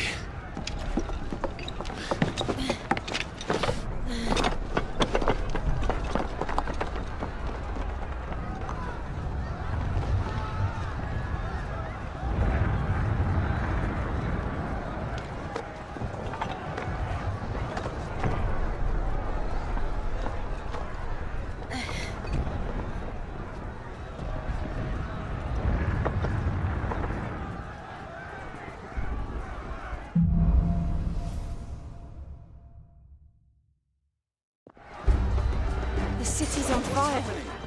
I'm sure Boots is fine. He'll be making for the square. The one with the bell tower. In the middle of town, right?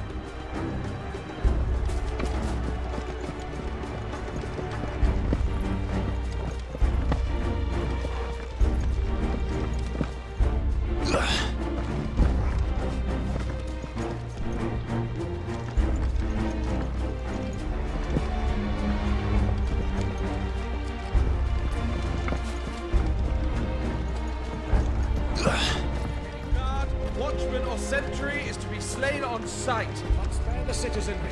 His Highness's orders were clear. The people are to come to... Those were Imperial Dragoons.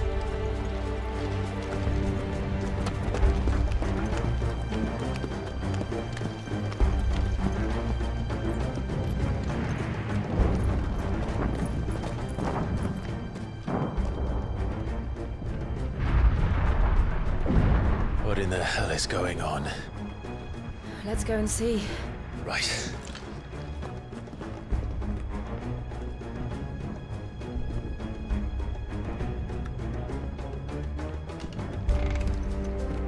But first we find Goats.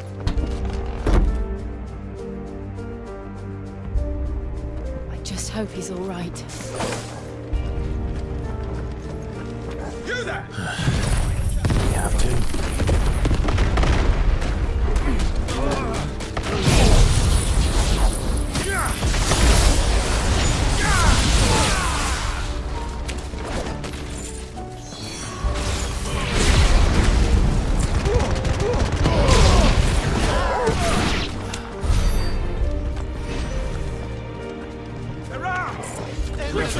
Cut them down!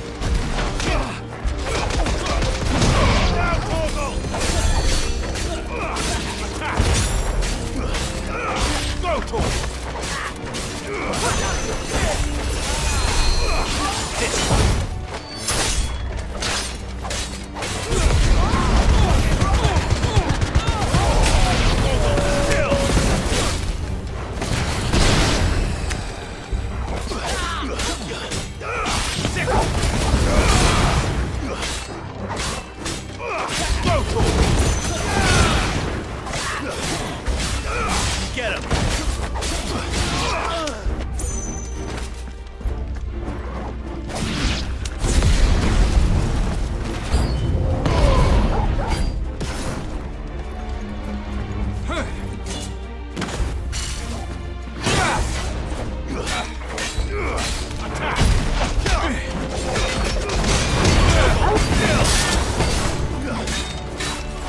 Get him!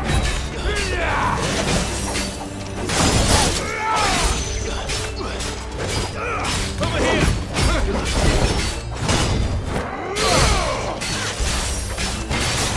Go for it!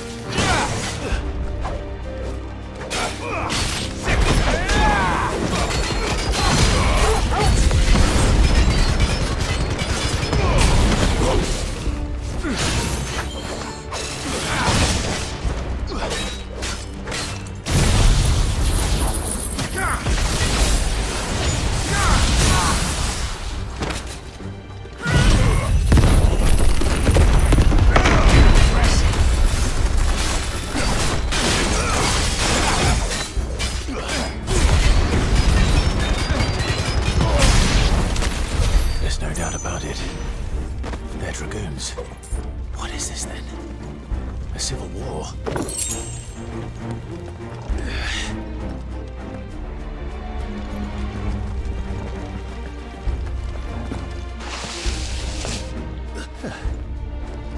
Never thought I'd be glad to fall into a sewer.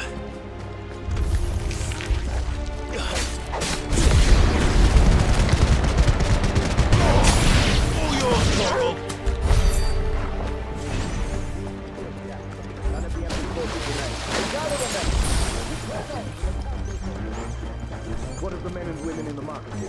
The evacuation is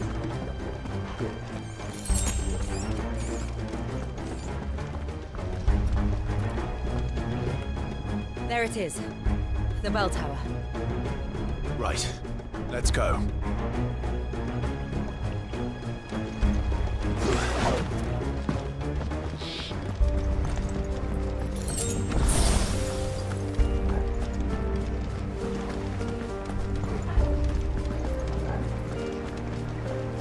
Ah, a goods lift.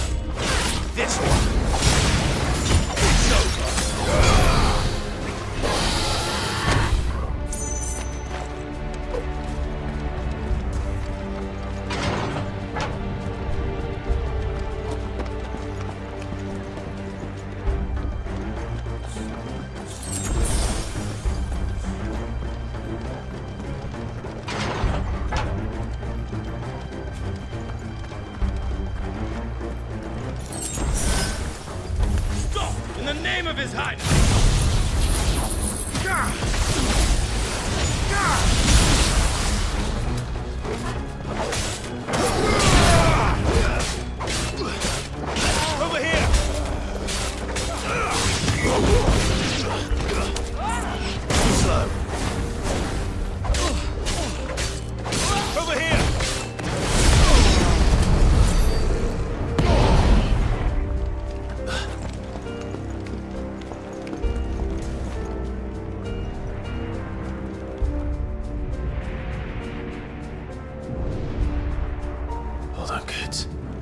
coming.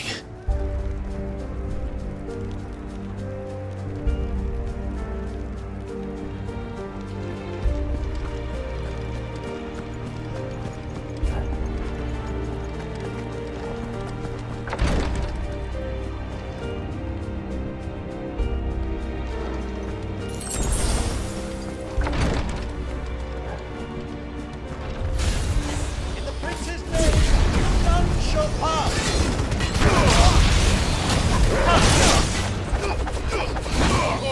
Kill!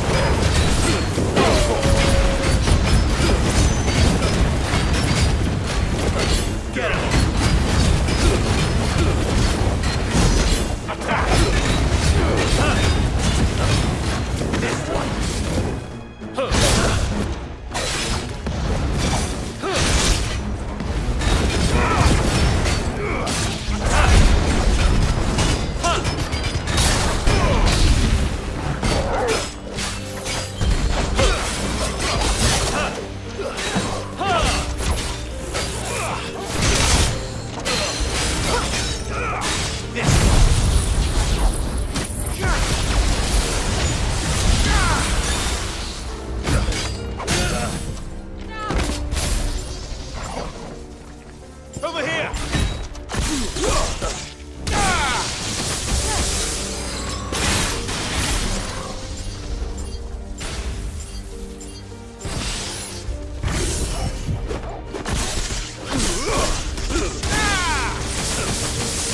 You'll not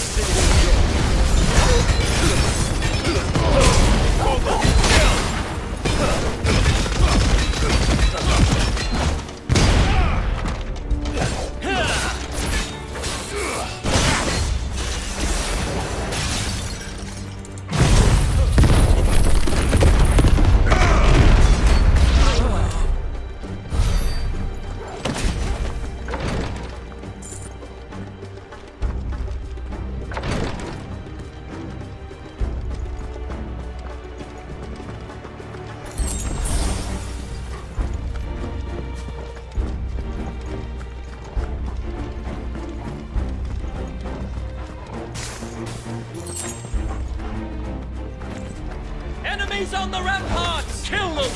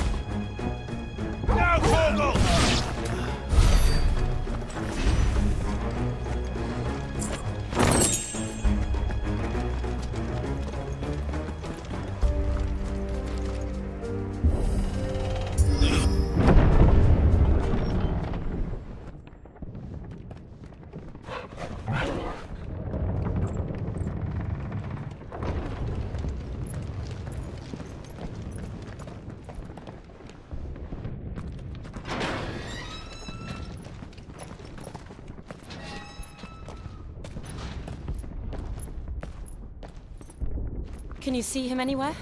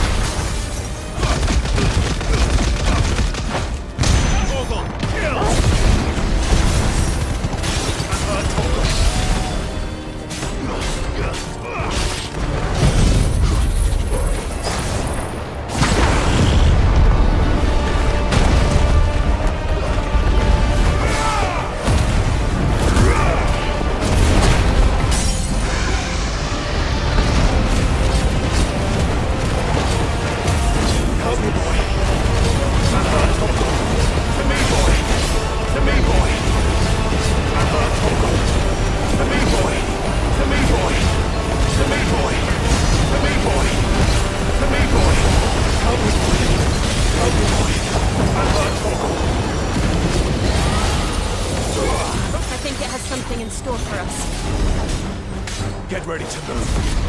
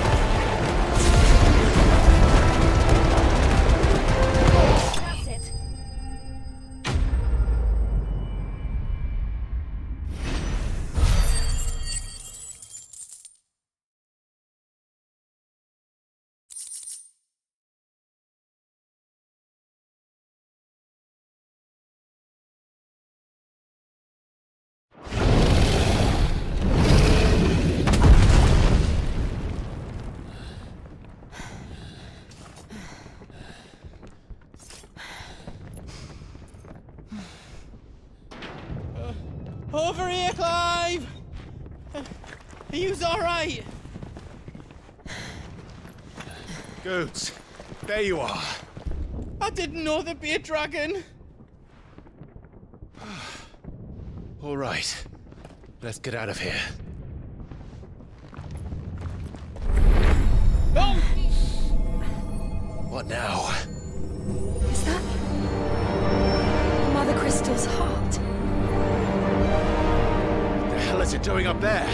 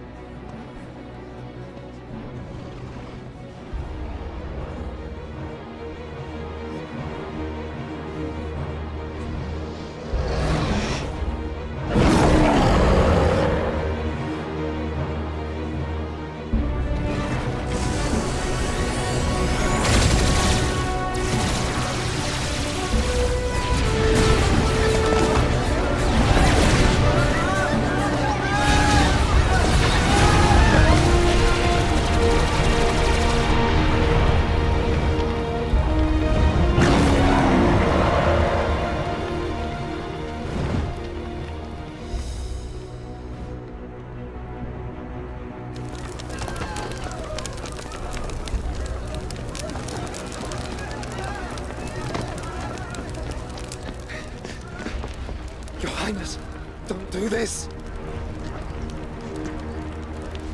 We must leave. Now, Your Grace. I beg of you. This is not what he wanted. Something's happened.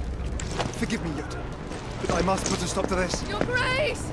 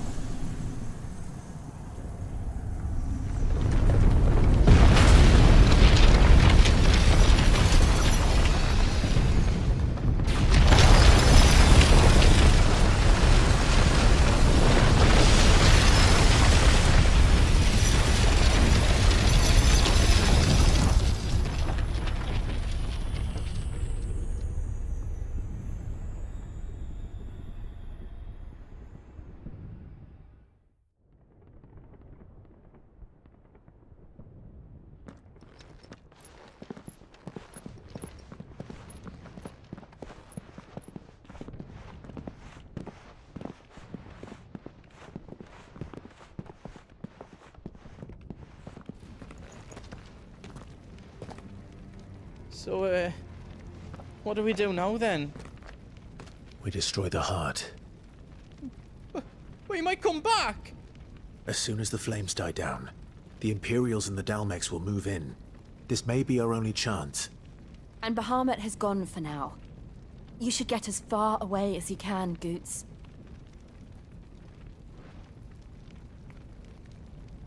What? And leave you lot in the lurch? I can't do that. If you're staying, then so am I. I packed everything up before I made a run for it, so if there's out yous need, just ask. But I won't be giving it away for free. Nan'd never forgive us if I did. Thank you, Goots.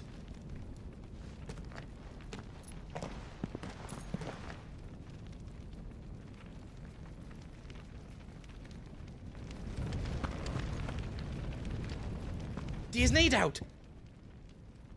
I've got some good stuff for yous.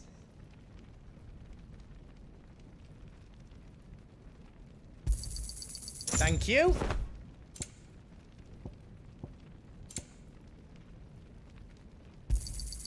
Is there out else you need?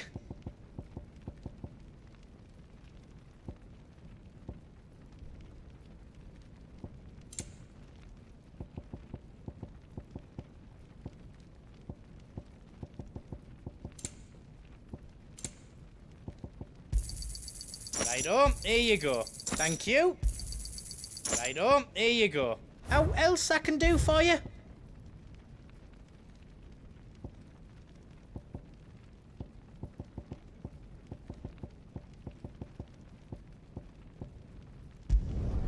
Did I do it right?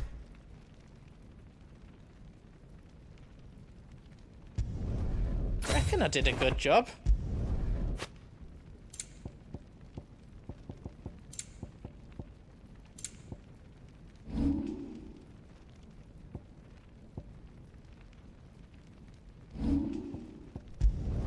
Finished!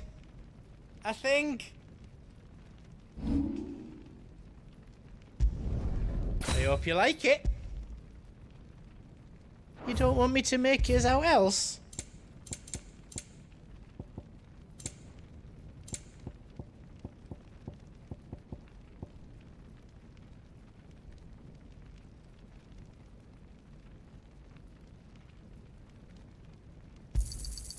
Righto, here you go. Welcome to the Big Hammer. Reckon I did a good job.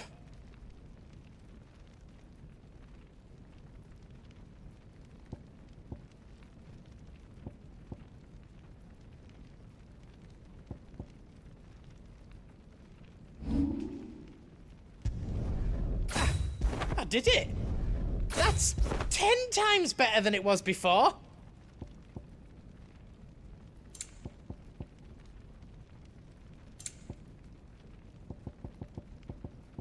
Anything else I can make for you?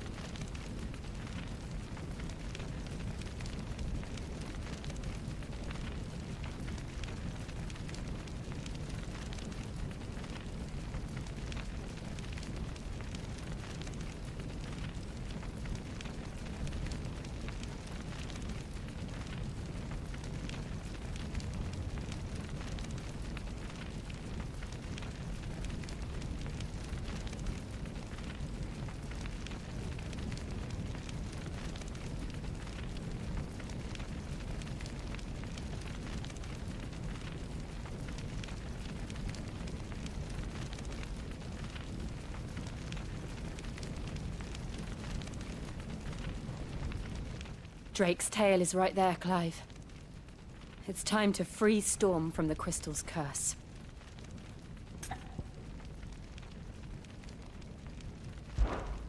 Oh, it's past time. But remember, Bahamut is still out there. And I dare say we'll be seeing him again before the night is done.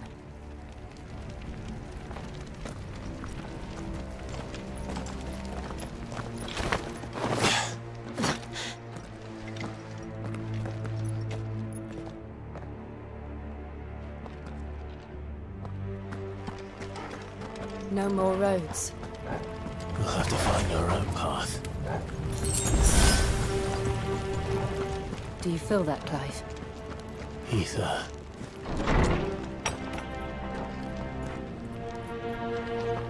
Just what we need. Another flood. It's already turned them.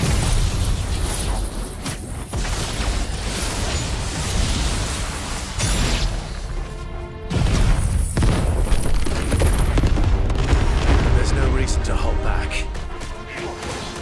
You're finished.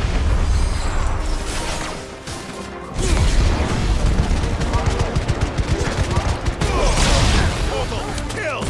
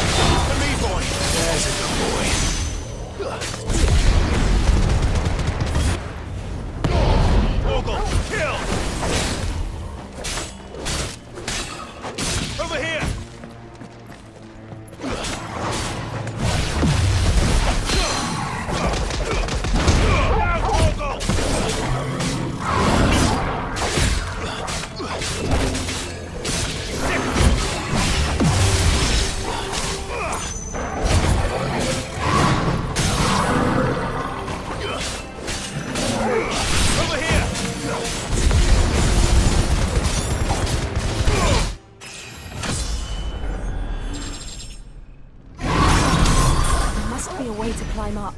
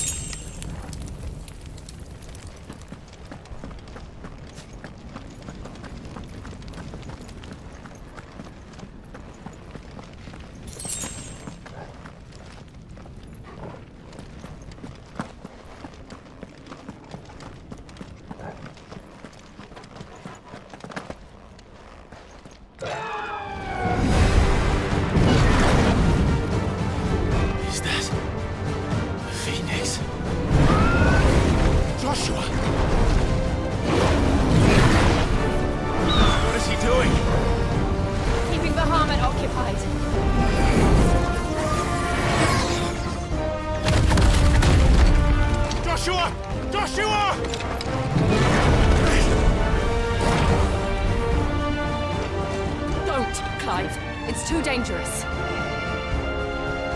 Fuck. Hold on, Joshua. I'm coming! We have to save him. And we will. We just need to keep moving.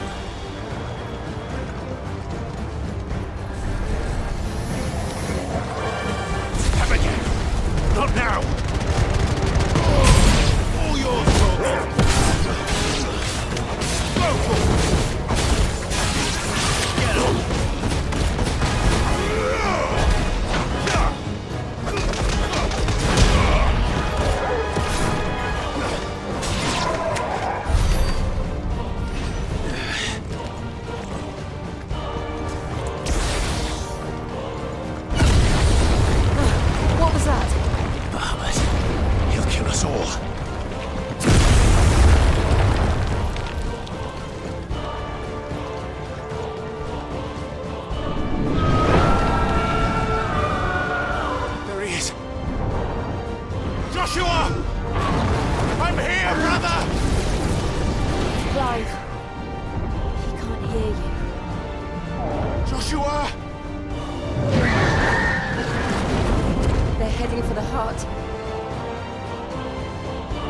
So should we.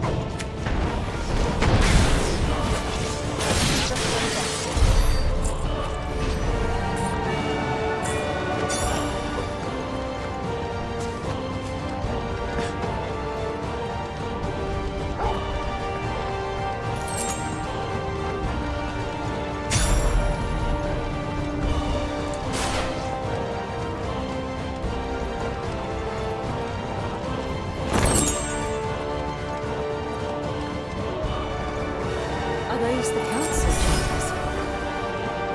How are they still standing? I don't know.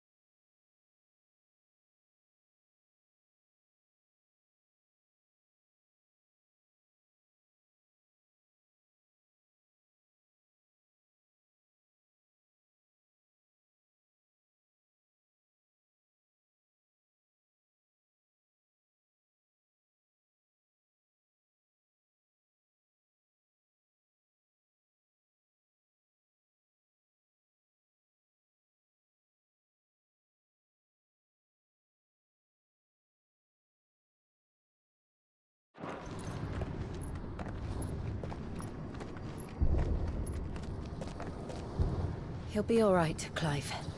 He's a survivor. We're getting close.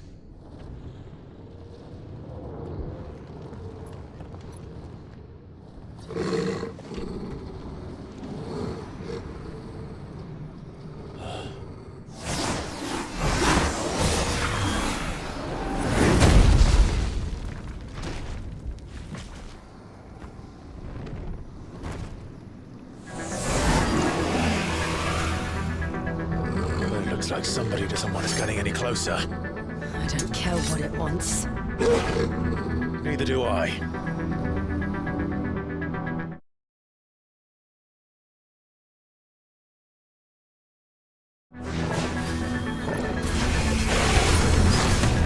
Get him! This one!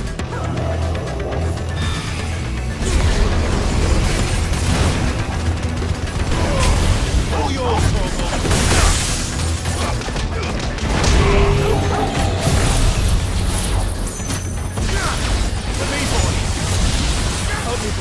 To me, boy!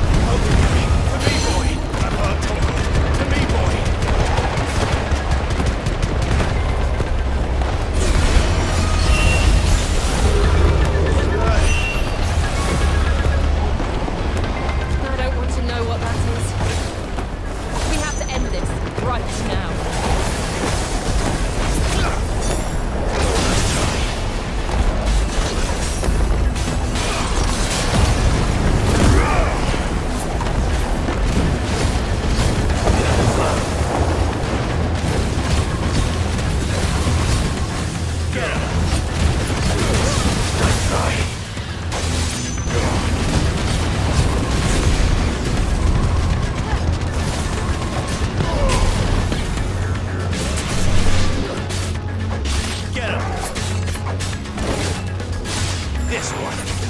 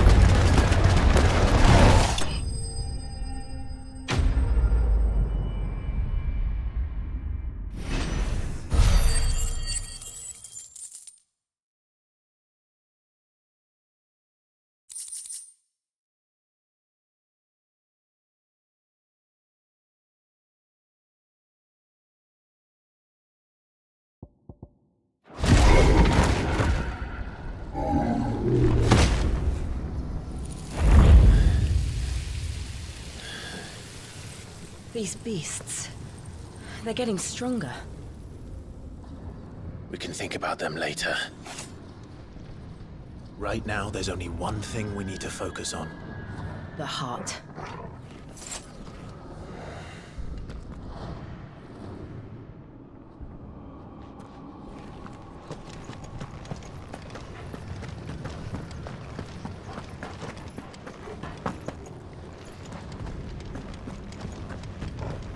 We might be able to get up through the building. It's worth a try.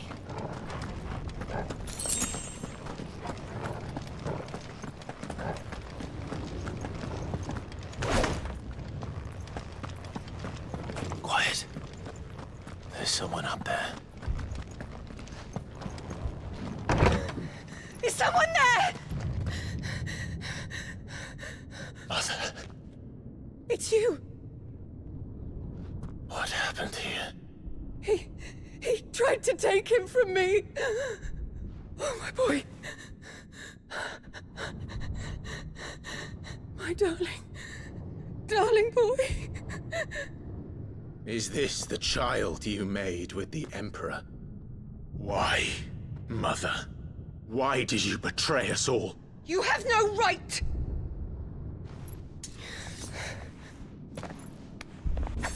Answer him. We took you in, savage. Show some respect for those who raised you.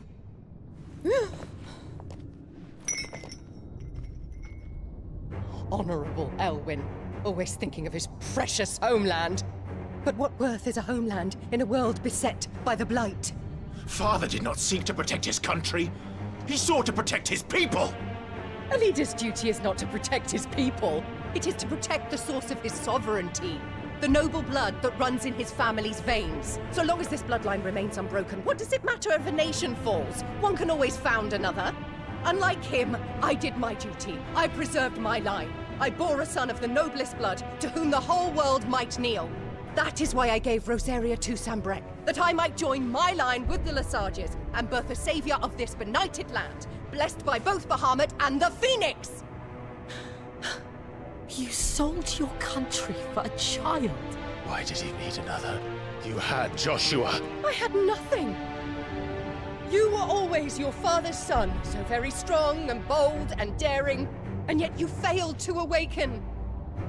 Would that Joshua had been granted 1/10 of your strength? Oh!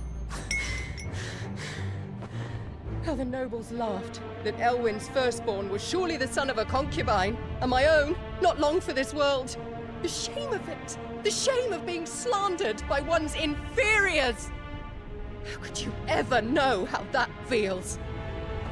It should have been you! Why didn't the Phoenix choose you?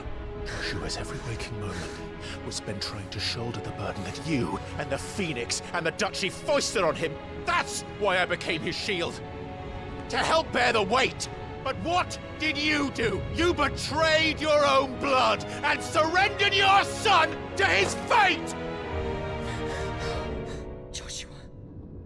My darling boy. I never meant to hurt him. The soldiers' orders were clear. He was to be spared. Why did you survive when the only one I truly cared for died? What? Have you not looked out of the window? Joshua is here! The Phoenix lives on! He's battling Bahamut as we speak!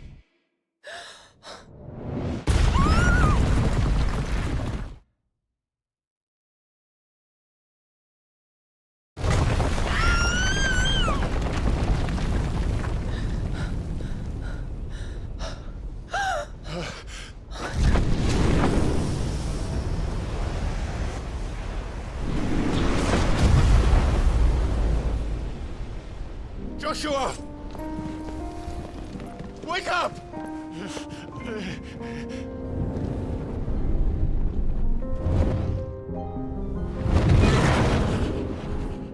I am a shield of Rosaria.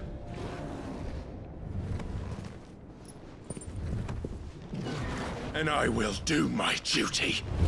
What are you...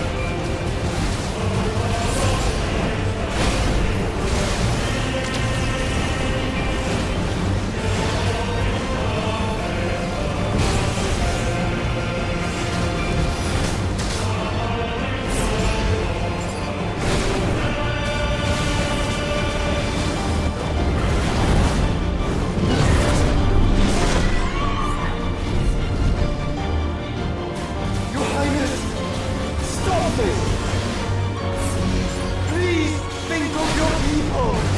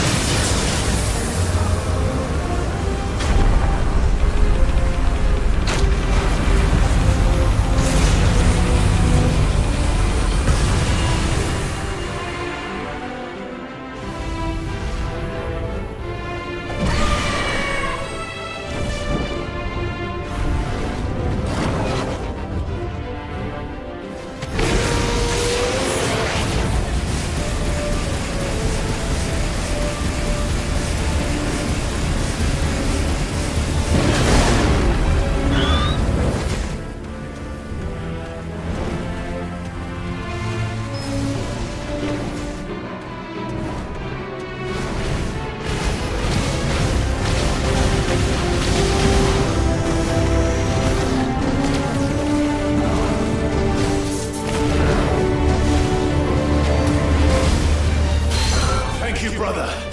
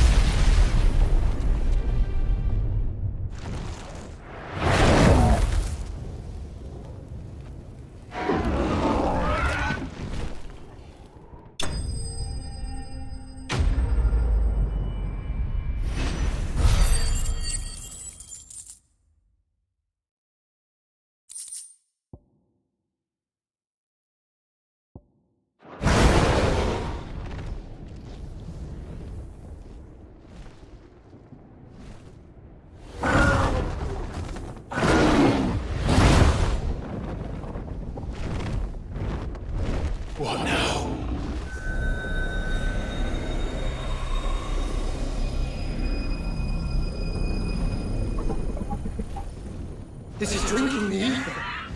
We have to stop him.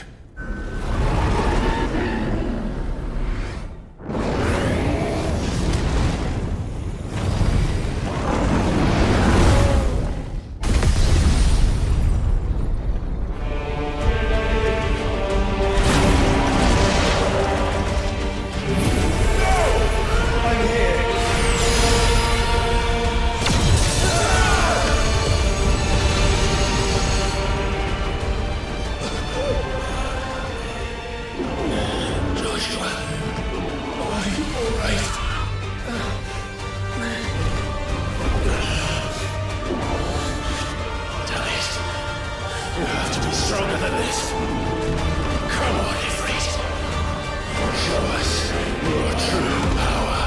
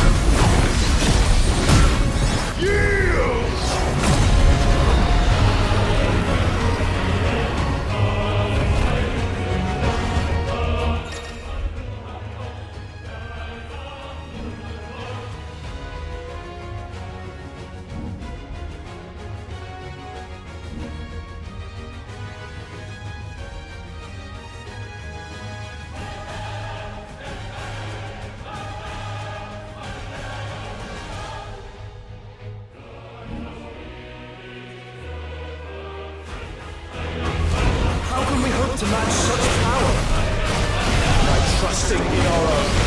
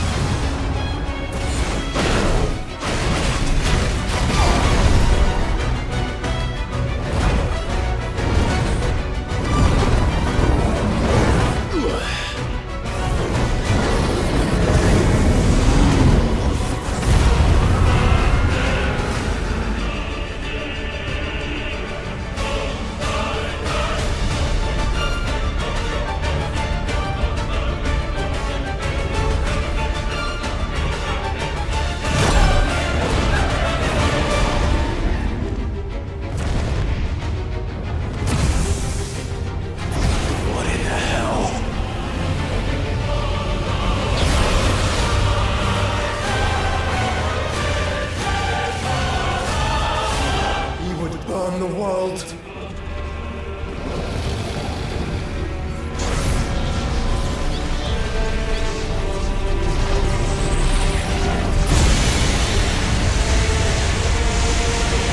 Not today. Come on, Joshua!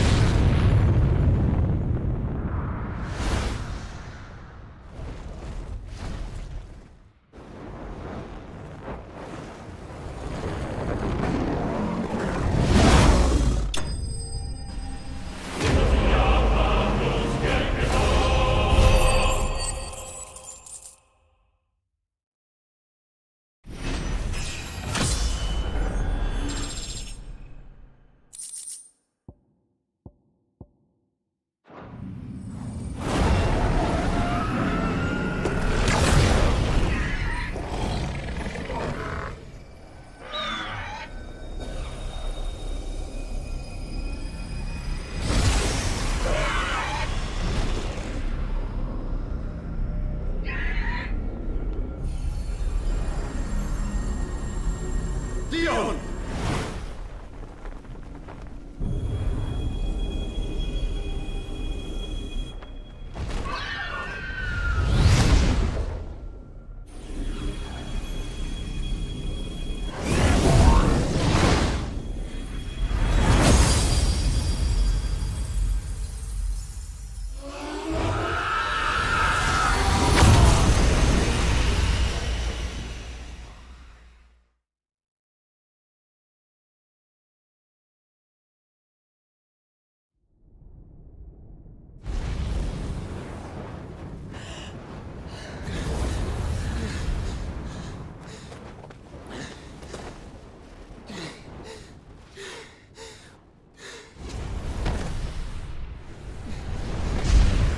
Joshua!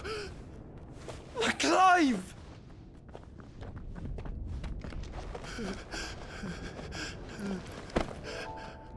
My brother. I'm sorry. I'm so sorry. You're alive. We both are. Nothing else matters.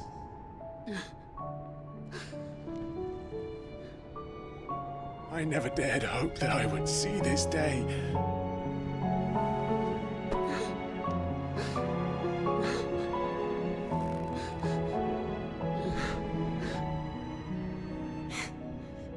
Reunited at last. Jill.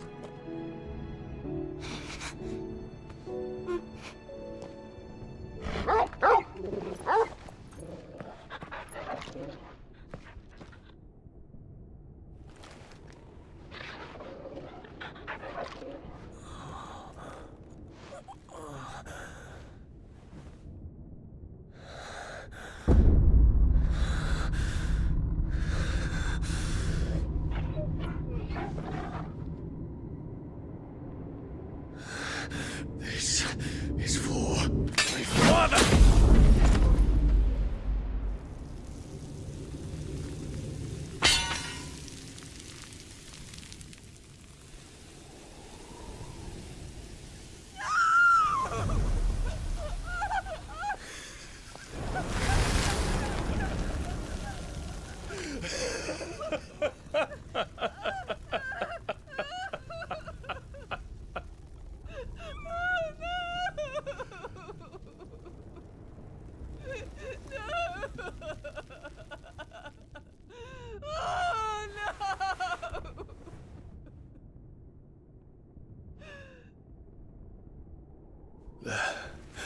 It is done. The demon that would tear our house apart is is no more. Father.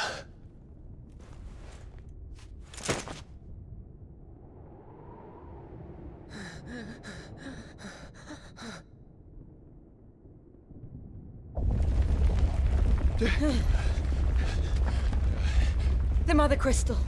It's collapsing. Right. We need to leave. No. Wait.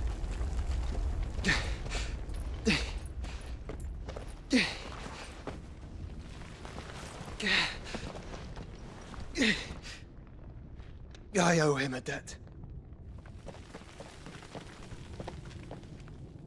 Fine.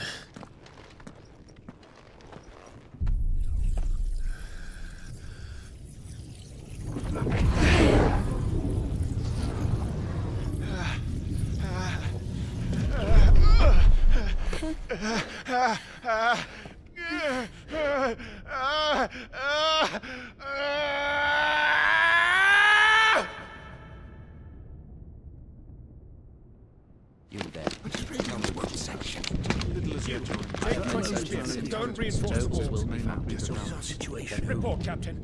The fires have spread. Can nothing be done to call them off? I regret not, Your Radiance. The Dragoons answer to none but His Imperial Highness. The Council is powerless to intervene. We're hearing reports of rebel Madness is this, Dion. throughout the neighboring districts. Focus all efforts on extinguishing the fires around the capital. The city can wait. What about stocks of weapons and armor? Don't be dally, man. Go! Your Radiance. Are the doors locked? And I want you to find out Make sure the doors are our locked. next move.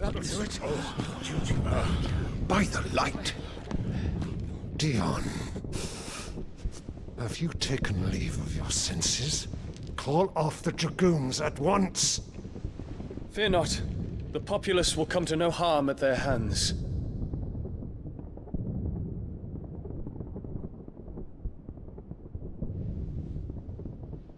I am here to save you, Father. Save me? A creeping darkness hides in the heart of Sanbrek. It stems from your wife, the traitorous Annabella.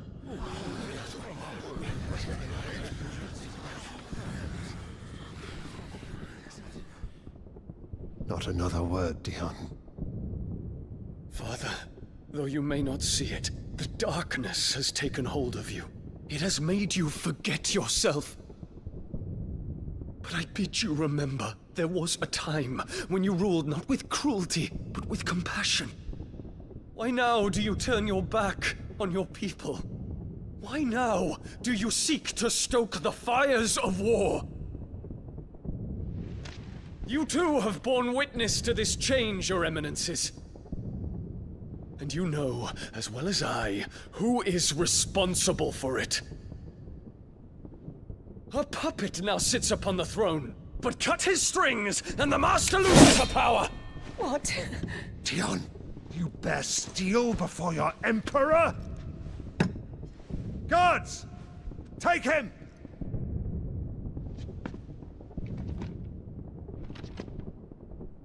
For every citizen who falls, another can be bred.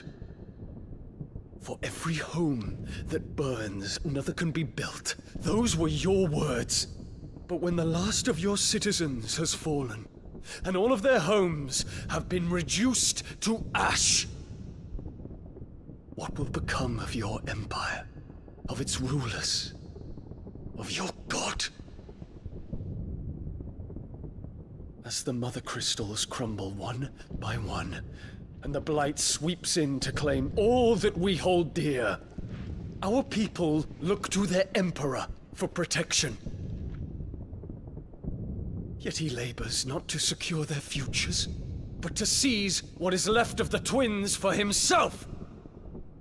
Even if it should come at the cost of everything his loyal citizens have labored to build! Dion, you must understand. A small price to pay, is it not? You've been blessed with great power, Dion. Enough to win me the world. So go, claim Valisthea for me, brother.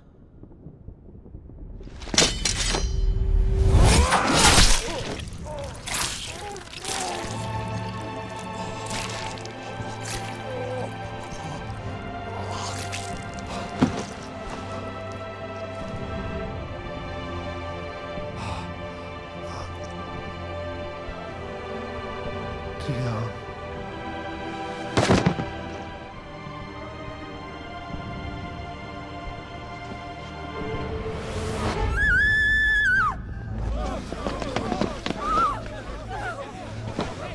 Gods! Gods! Father. Poor father. How he doted on his children.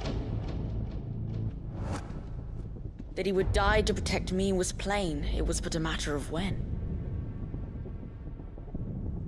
You planned this? You did well to endure so long. But you broke in the end, as I knew you would. And now Muthos approaches. Put him to the proof. I would see if he breaks.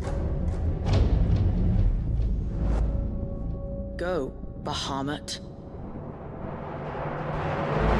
Kinslayer.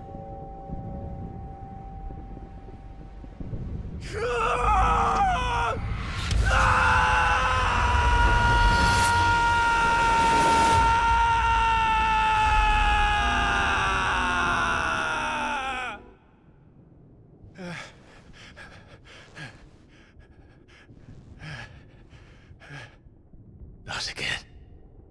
Brother? It's a long story.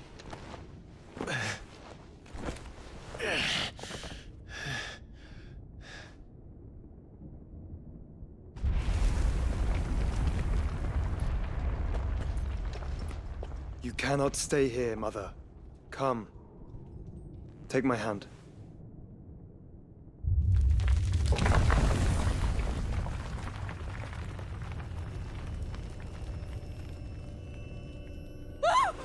Get away from me! This is all just a dream, just a bad dream! You will not take me, Shadow! You will not take me!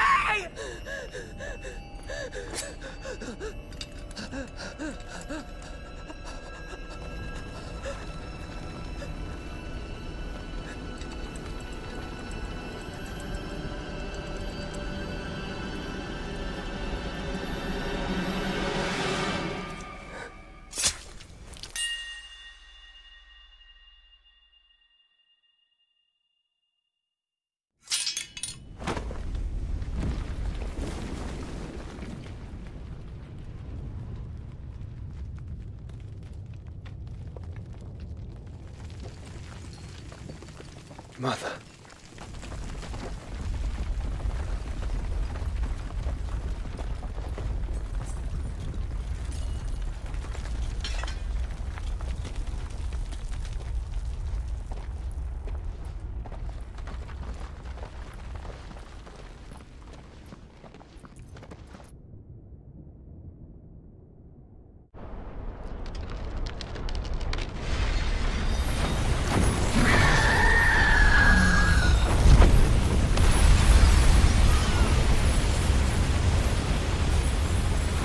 If it is consciousness that weaves your wills together, consciousness that blurs the boundary between your own will and that of others, then we shall set you apart once more. The ties that bind you shall be severed, and humanity return to its proper place.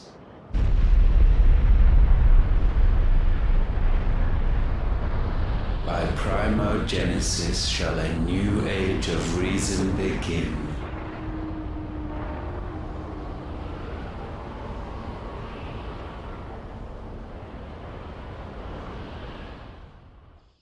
Relax, Your Majesty.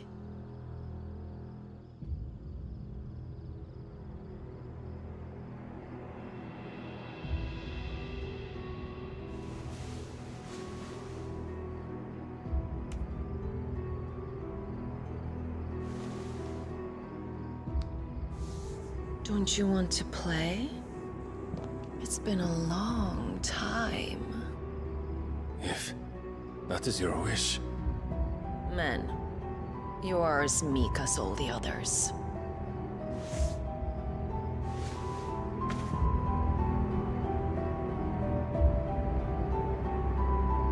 Such feeble creatures.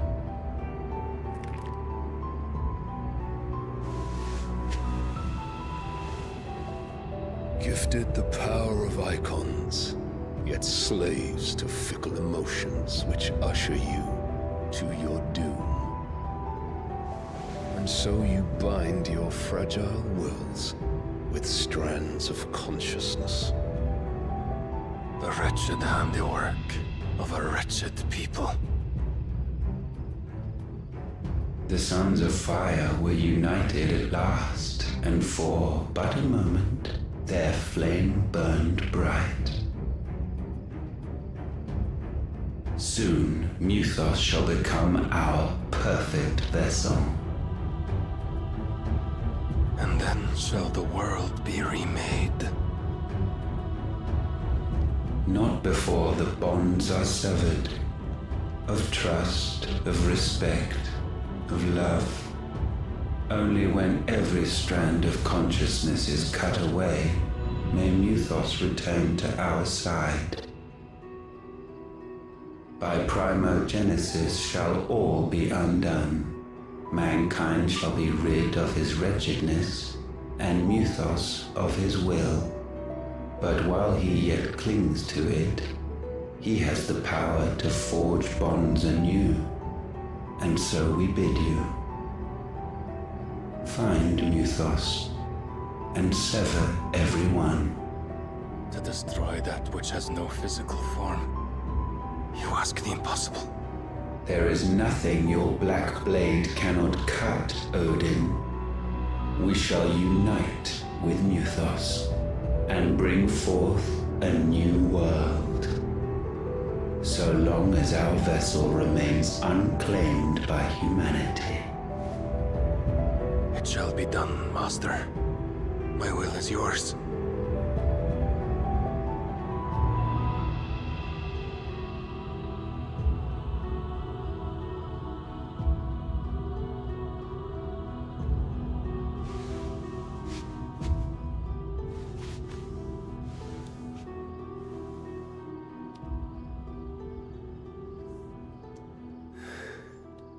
Mother.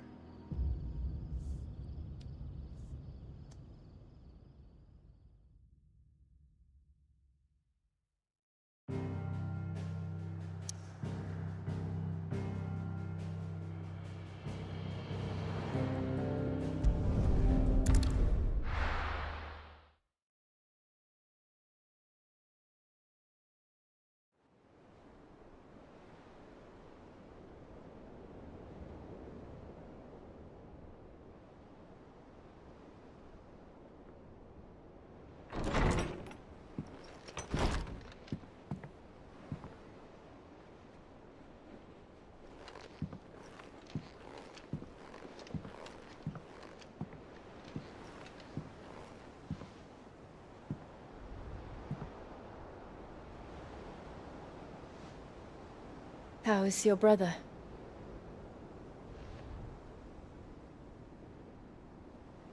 Asleep, since I returned from the Dominion.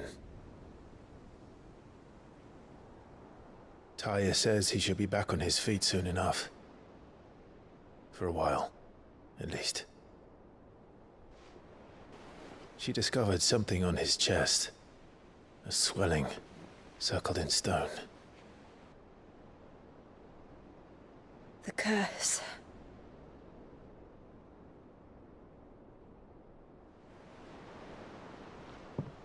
For every mountain we climb, another rises up to greet us, doesn't it? It's never ending.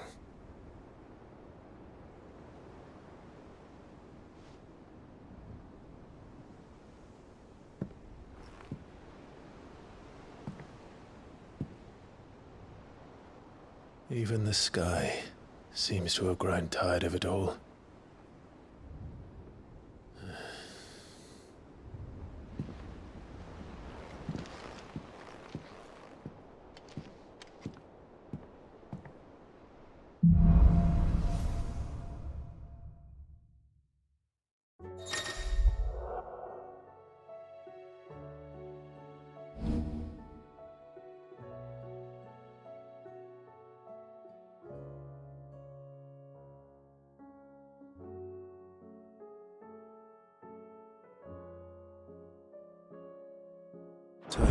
if I disturb Joshua.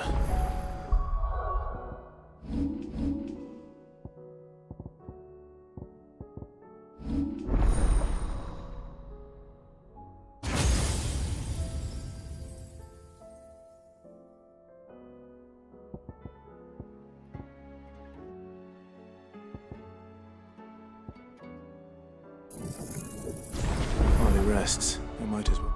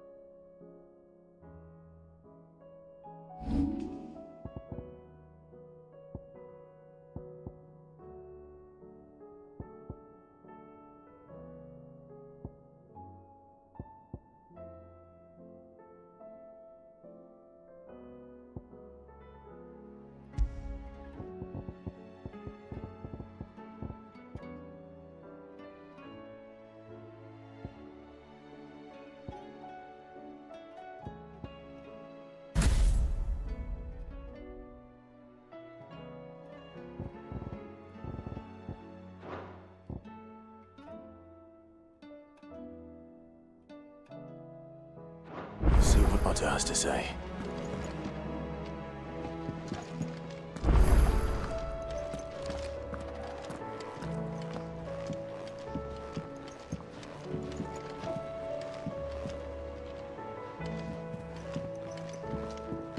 It will take time to come to terms with everything that happened in the Dominion. Time is the one thing we always seem to lack.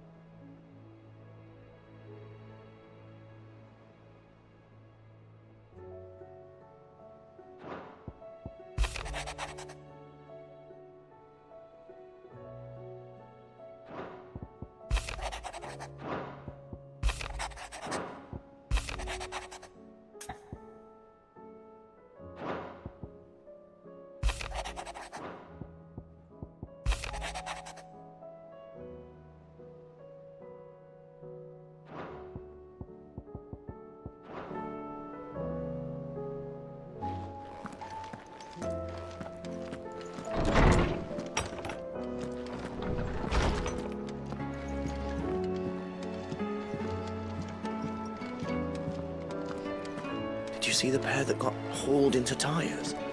Aye, all their fancy silk stained red.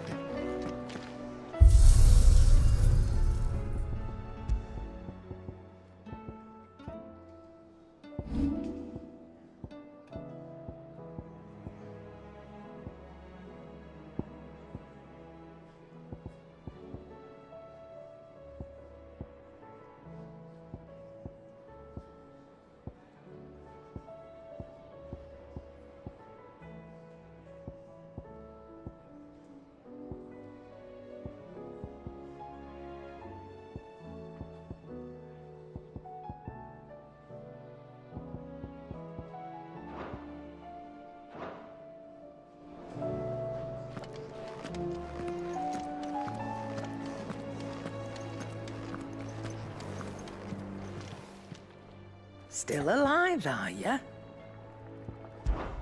The whole realm's in chaos. But as the old saying goes,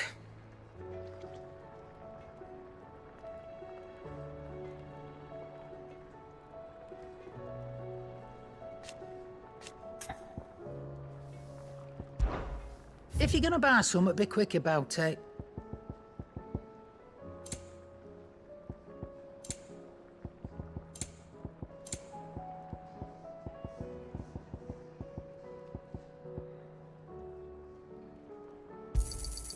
You're rubbing me blind, you know.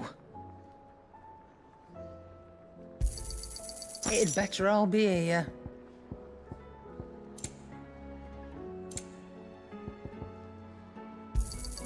You'll not find a better price than that.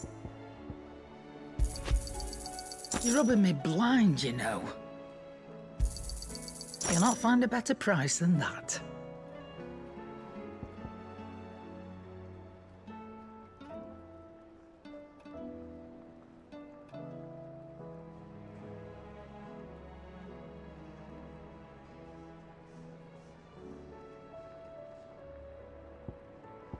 Finished, are you?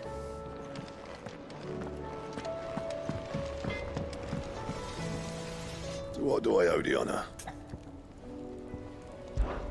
Fran about us, guys.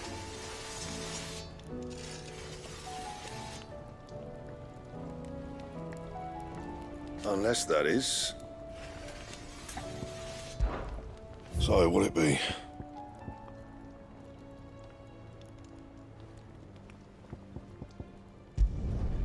No scratches, right?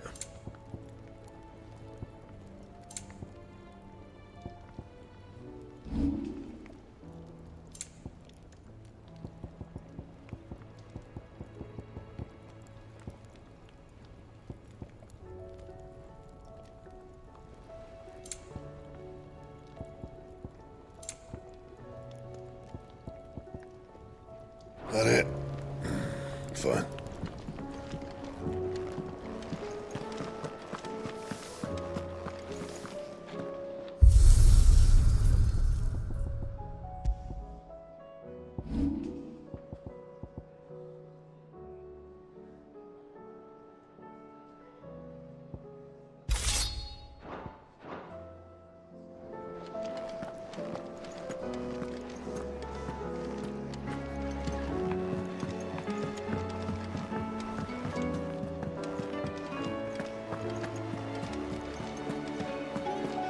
Did you see that? Tell me you saw that.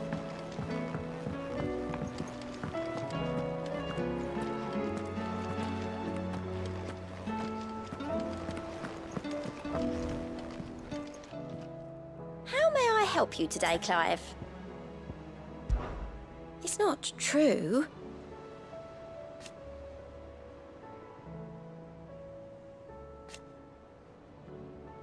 We've lost so much already.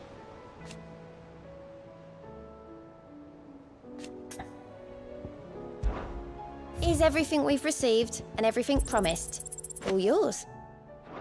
All done? How are you doing? I don't mean to be gloomy.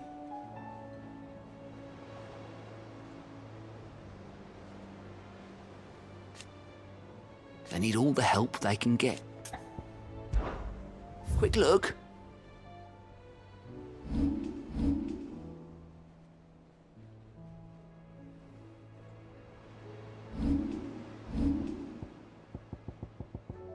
Seen enough?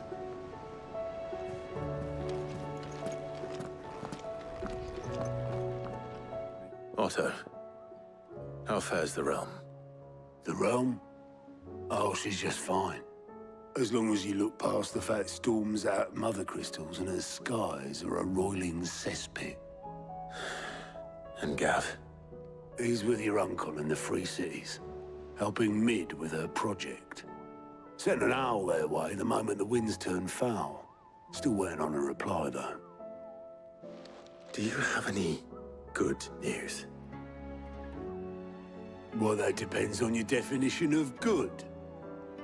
All right, fine. What do you suggest we do? Oh, no, I'm just the messenger. I'll leave the scheming to those more suited to the task. Could be that Lady Vivian and Old Tomes have their own thoughts on the current state of things. Could be that they don't. It certainly can't hurt to ask. I suppose not.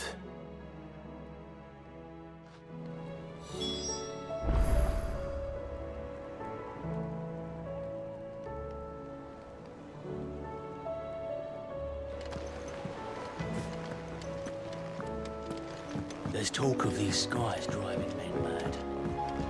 Most of the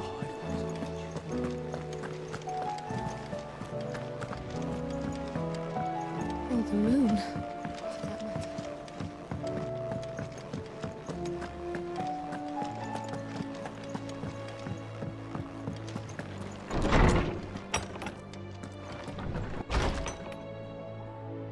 Is a storm coming, Sin? Will there be thunder?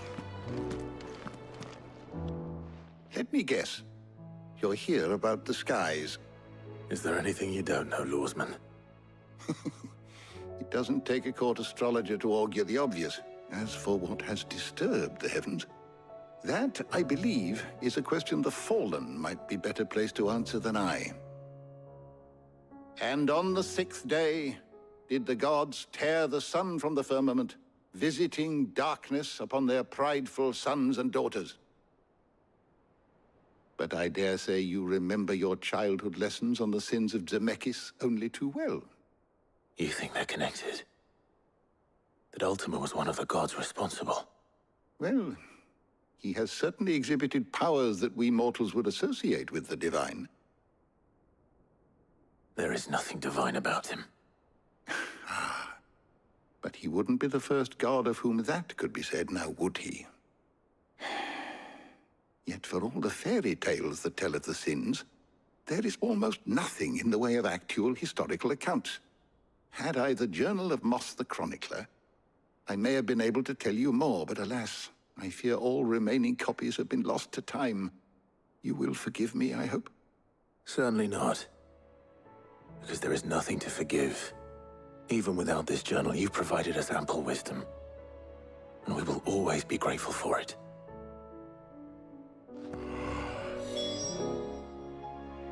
Knowledge hoarded is knowledge lost.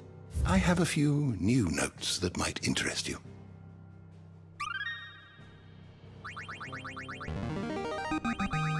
I have quite the find for you today. You wish to study the tomes? You are always welcome, Clive.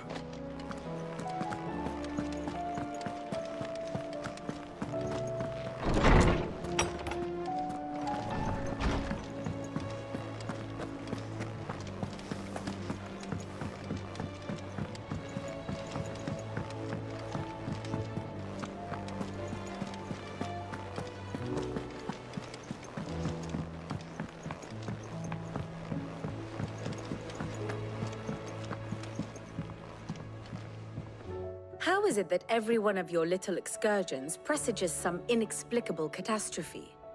Not that you are to blame for the Dominion's fate. No one could have predicted the actions of the Crown Prince. I'm sorry I couldn't save your home. My countrymen are stronger than you think. A few toppled clock towers won't break their spirits. They'll be back on their feet in no time. I hope so. Look at us.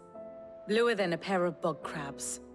Tempting though it may be, sulking will not help us find a solution to this mess. You believe there's one to be found?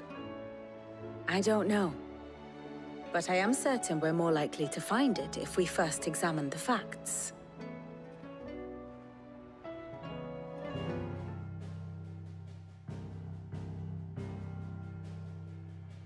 Beneath these darkened skies, fear and confusion reign over Valisthea.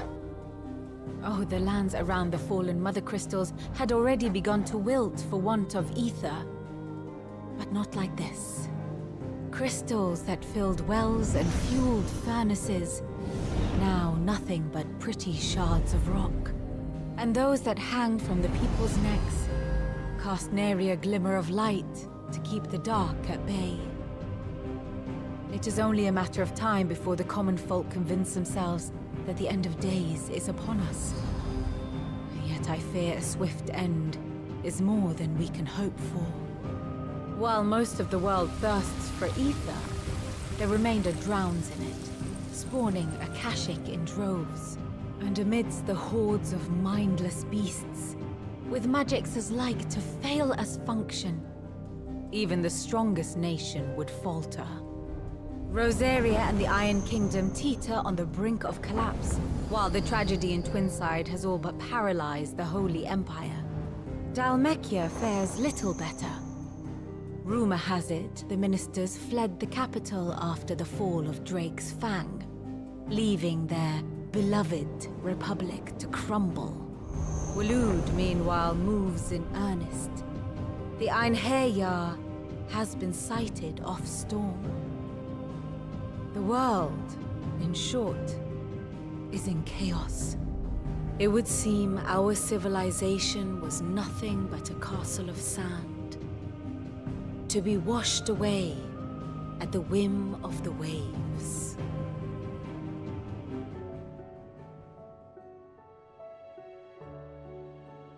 A castle of sand. Not my best flourish, but it seemed fitting. The reports I've received are considerably more blunt in their appraisal. Without the protection of their nations, it will fall to the people to defend themselves against those who would take what is theirs. Which is only ever going to end one way. Defending a farmhouse against a band of chocobo thieves is one thing, but pitchforks and palisades will do little to stall an army's advance. Should the King of Waloed deign to invade, there would be none to stop him. None but us. Perhaps Otto will be more inclined to share his thoughts when he hears what the others had to say.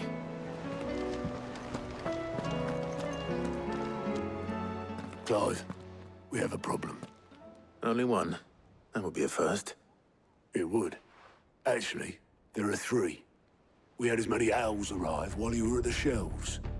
Martha's got Akashic out her gates, and talk of monsters roaming the hills outside of Northreach has put the wind up Isabel and her lot. And don't forget Dalimil. Lubor says the village was raided by bandits. When it rains... It fucking pours. The curse breakers are spread thin, taking stock of the damage in the Dominion. And even if I could get word to all of them, I doubt they'd get here in time to make any real difference. Which means there's only two people who can. Jill and I. Let them know we're on our way.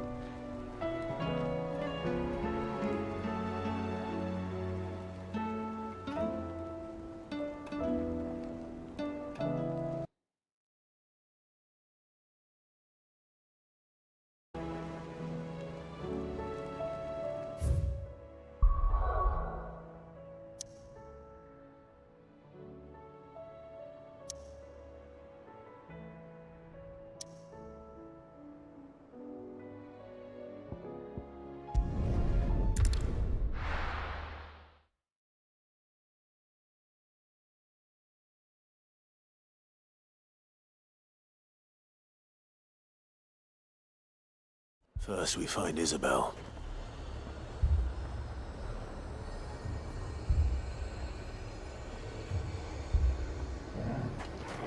Heard a bloke saying he saw ghosts on the far side of the wall. Ghosts? Then a wall won't stop them. I saw it with my own eyes. The whole of Oriflamme under a flood. Then we're next.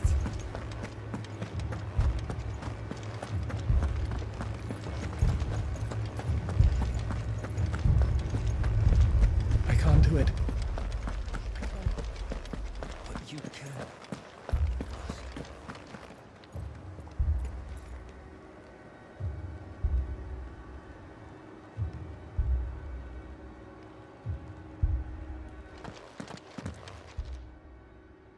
My lord. My lady. We received the dame's message. There have been sightings of strange creatures, I understand. With the blue eyes. Yes. Like a Kashik, but different. They've taken so many. I've lost count. Akashic, but different. Ultima's thralls. And what of your mistress? Is she here? Oh, no. She went to the garrison to ask what they were planning on doing about all this. Then we'll look for her there.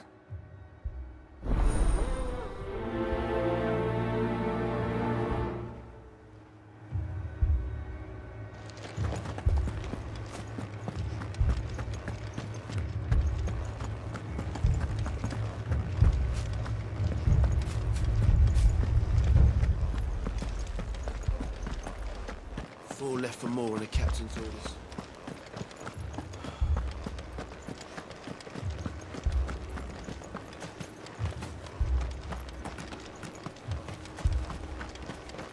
Madame, please!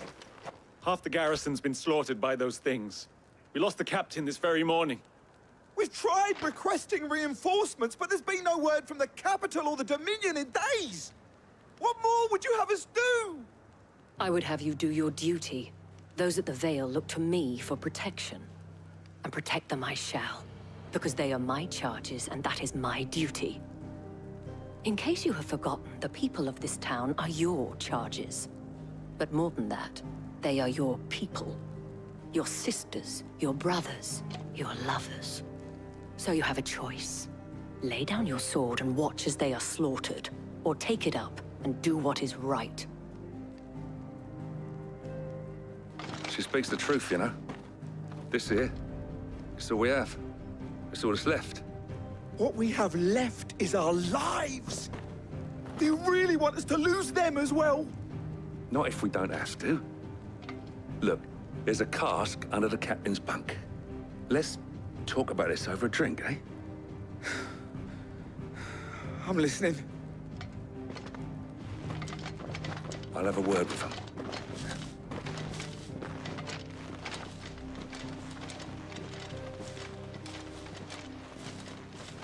Ah, Clive. I didn't expect help to arrive so quickly. And sought to take matters into my own hands. It was a noble effort, but I thought you might still need some support. How like you to consider my needs. What we need to consider is where the creatures came from. The way the survivors speak of them, one would think they appeared out of thin air. And perhaps they did. It's hard to know what to believe these days.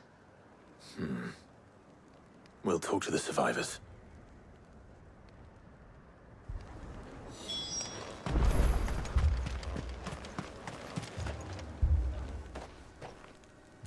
You're a pikeman, yes? What happened? I've got family in Moor. I heard the flood was spreading, so I went to see if they were all right. And a pack of them glowing things found me in the meadow. I ran for my life. I never did get to the village. Leave that to us. My family! It's all right. It's all right. Did you see the creatures that attacked you? Creatures? Yeah, they came out of nowhere. They went for Joseph first, then me, and then they were just gone. Do you remember where you were? On the road from Oriflamme. We just passed Moor when... Where's my Joseph? It's all right. Just rest now. At least we have an idea of where the thralls might be now. We should head for more.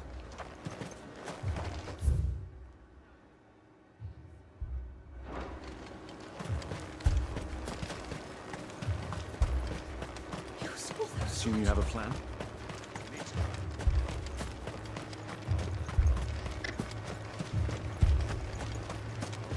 It was all they could do to escape. They just left the bodies there in the flood. Let's go. Fly, Ambrosia.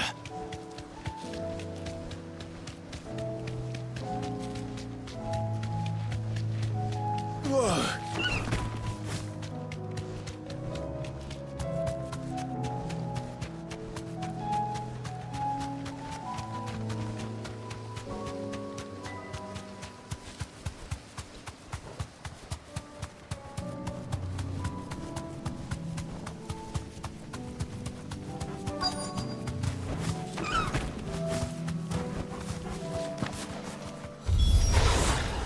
Clive, look! I see them. With me!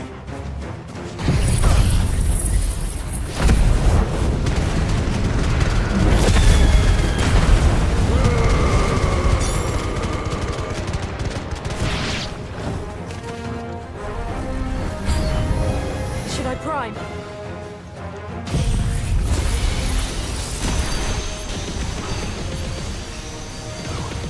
Save your strength.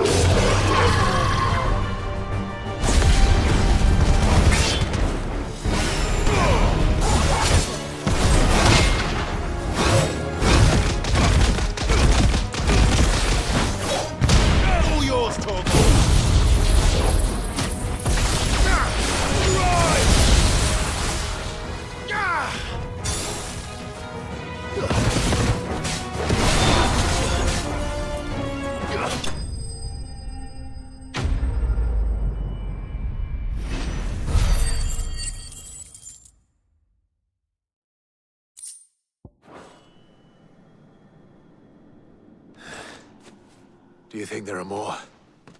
There are always more. But I'd say we've done what we can for the time being. Then we should let Isabel know.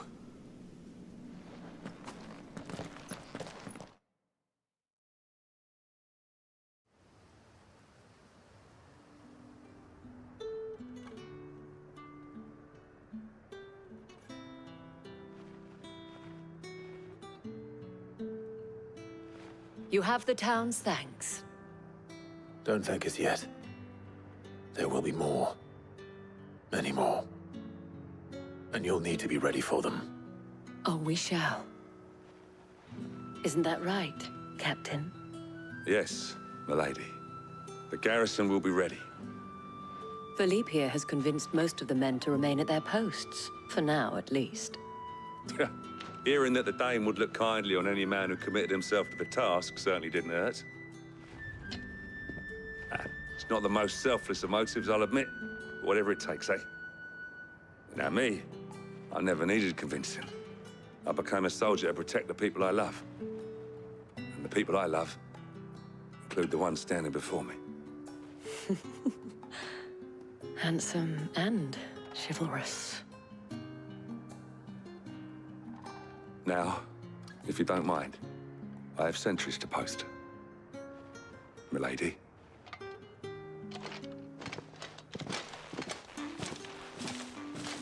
Lest you wonder, I'm not foolish enough to believe that this has solved all of my problems. But it has solved one, and that's one fewer than I had this morning. Thank you again, Clive.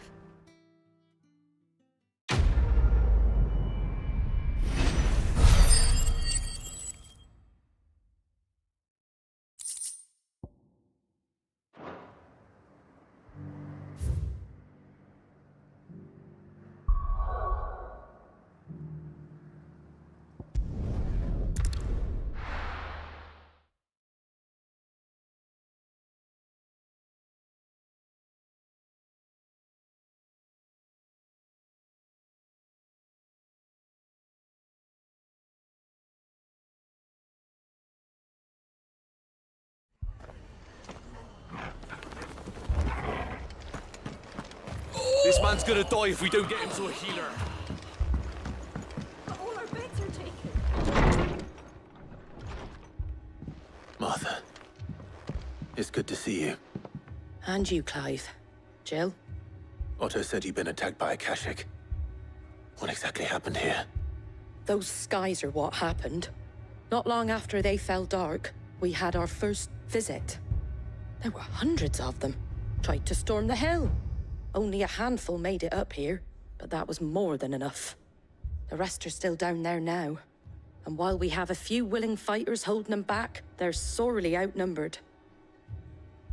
What do you think, Clive? That we join the fight? I thought you'd never offer. Now, where I need you is the Fallen Gate. That's where the fighting is fiercest. Let the men know you've come to help. Something tells me they'll be pleased to see you. We're on our way.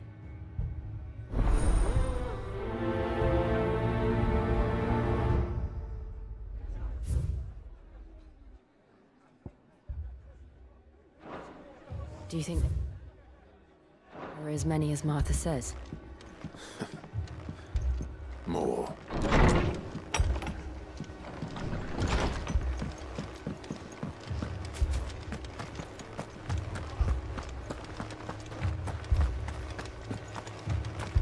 You don't think they've abandoned us, do you? Them not. Not a chance.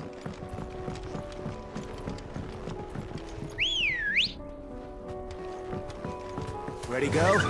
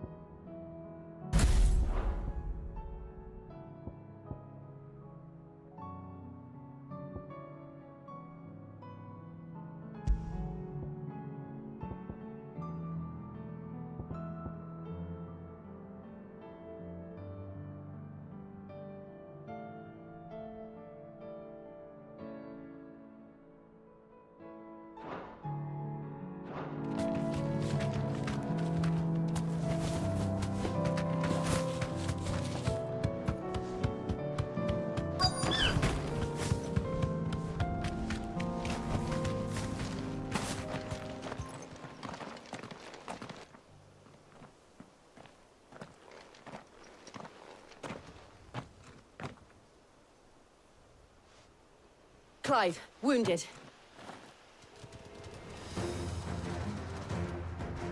We deal with the Akashic first.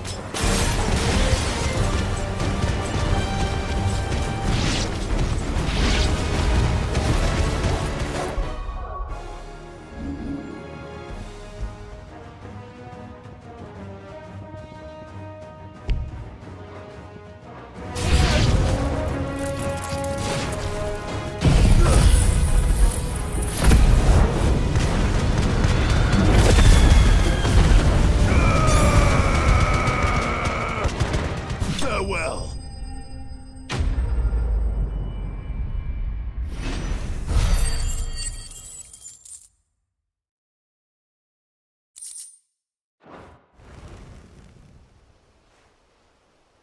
These men don't have the look of hired swords.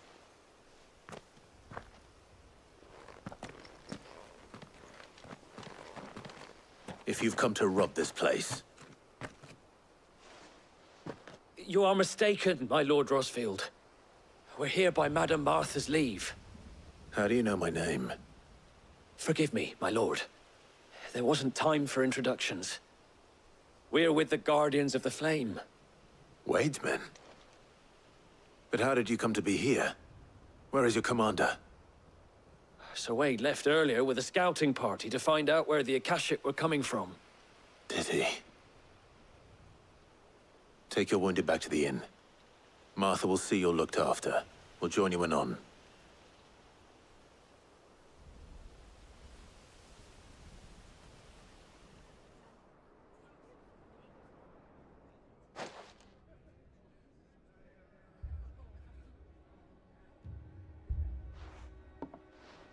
And to think you took them for thieves. A fine reward for holding off the horde, that is. When did Wade and his men arrive? Not long after Rosalith fell. The Guardians asked me to shelter some of them that had lost their homes.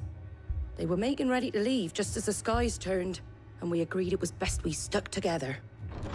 Martha! Trouble! The scouting party's almost at the lift, but they got a pack of Akashic snapping at their heels! And they got wounded with them! They're not gonna make it! Damn it all. We'll worry about them, Martha. You look after everyone here. If any can still fight, send them to the lift. I will. You two be safe now.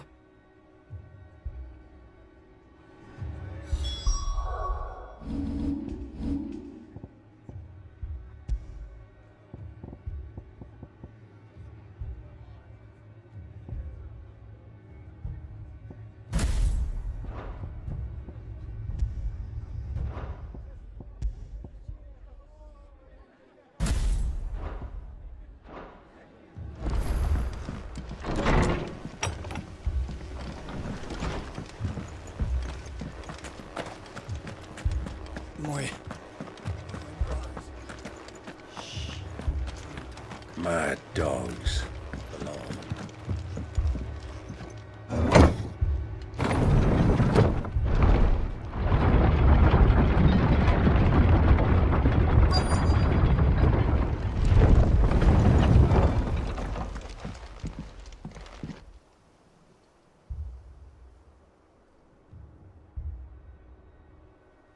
Squire, I need you to get those who can still walk up the lift to Martha's. But what about... I didn't ask, Oscar. Sir. Sir Wade. Lord Rosfield. If you aren't a sight for sore eyes. Martha seemed to think you might need some help. And by the looks of it... We thought we could sneak by them. But we didn't know there would be so many. How could we have? Behind you!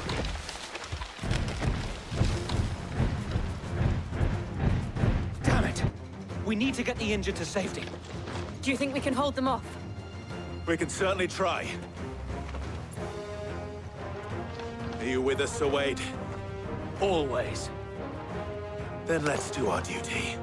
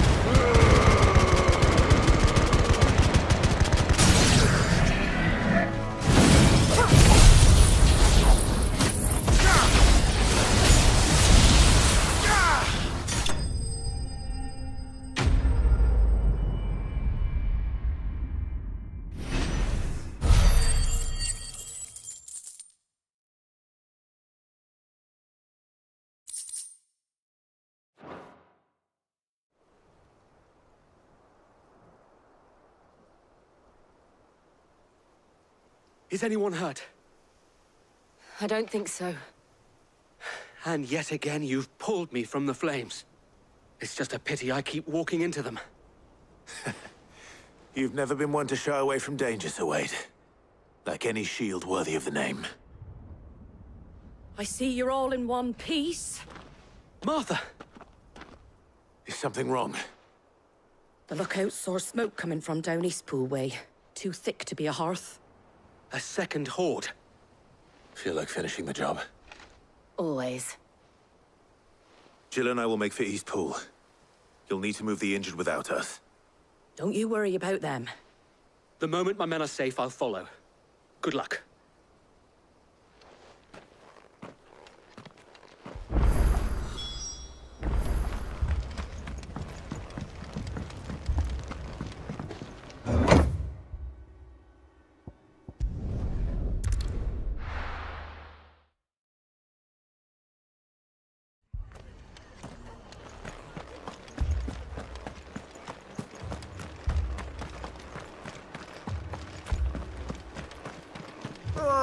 Just patch me up as quick as you can and get me back out there.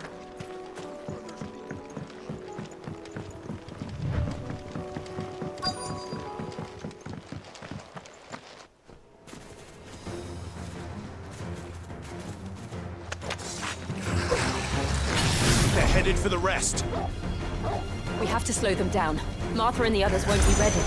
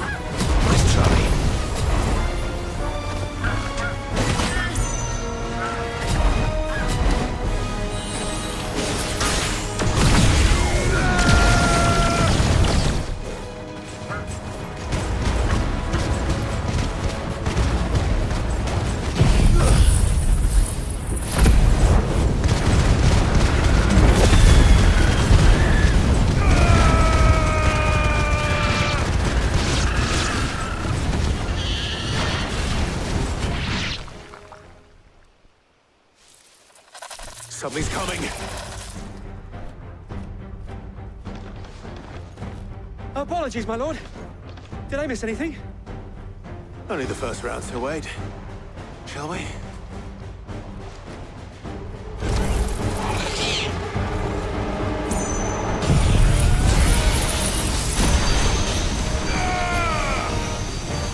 It's over. Yours, Torgal.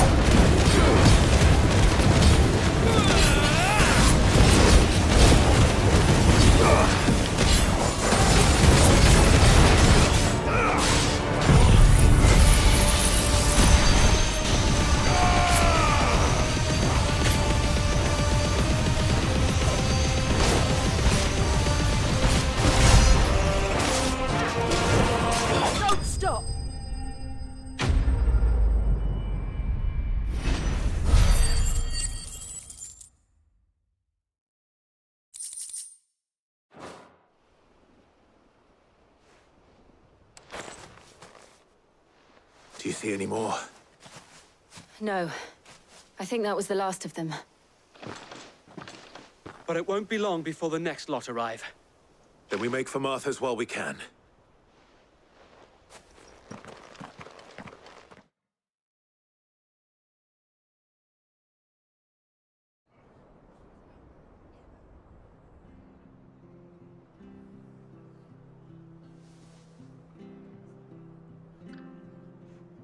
What did you find out there? The same as Sir Wade. Scores of Akashic. Well, wherever they came from, they're gone now. Our lookouts say the lowlands are clear. Hopefully we'll have enough time to lick our wounds. How many of your men were injured? A damn sight less than if you hadn't turned up. Thank you. It was a hard-fought victory. But as long as the skies remain dark, I fear the Akashic's numbers are only going to rise. It's not a matter of if the Horde will be back, but when. And whether that's sooner or later, we'll need to be ready. The inn here affords a good view of the land, and is easily defendable. I'd like to make this one of our outposts. What do you say, Martha? You'd have more men to guard the rest. Well, when you put it like that, of course they can stay.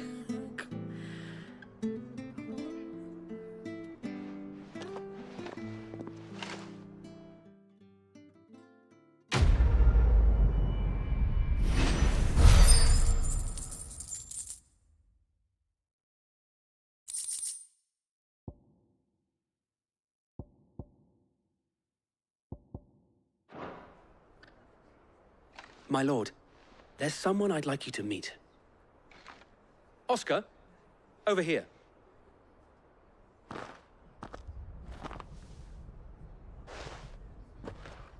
It is an honor to make your acquaintance, Lord Rossfield. I am Oscar. Oscar of House Murdoch. Murdoch? I wasn't aware the Lord Commander had children. Oh, he didn't. But his brother, my father, did. I am Sir Rodney's nephew. Well, go on, then. It's not for me to ask him. Yes, Sir Wade.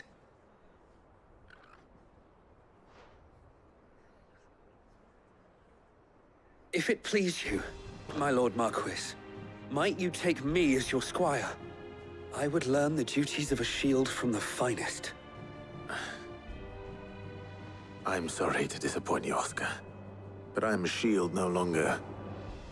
Nor was I ever the finest. And spending time in the company of an outlaw hardly seems a fitting education for one aspiring to take his oaths. My Aunt Hannah once told me that a man is not defined by his title, but what he does in its name. You have accomplished much since taking on the mantle of Cid, winning no little honor in so doing. And I would sooner serve under an honorable outlaw than an unworthy shield. Not that Sir Wade and the other Guardians are... I mean to say that, they're... It's all right. We know what you mean. There is only so much the boy can learn from me, my lord. But a squire...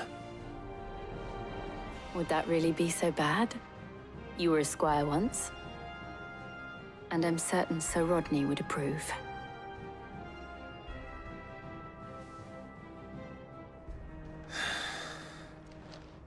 Know that I'll show you as much leniency as your uncle showed me. I would not have it any other way.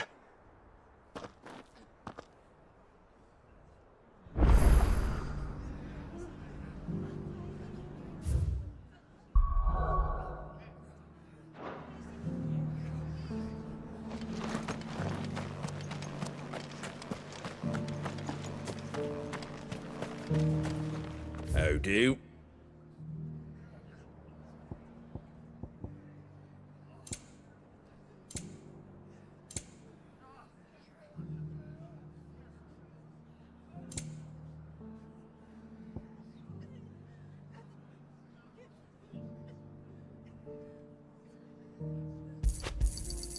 Much obliged. Thanks very much. There you go.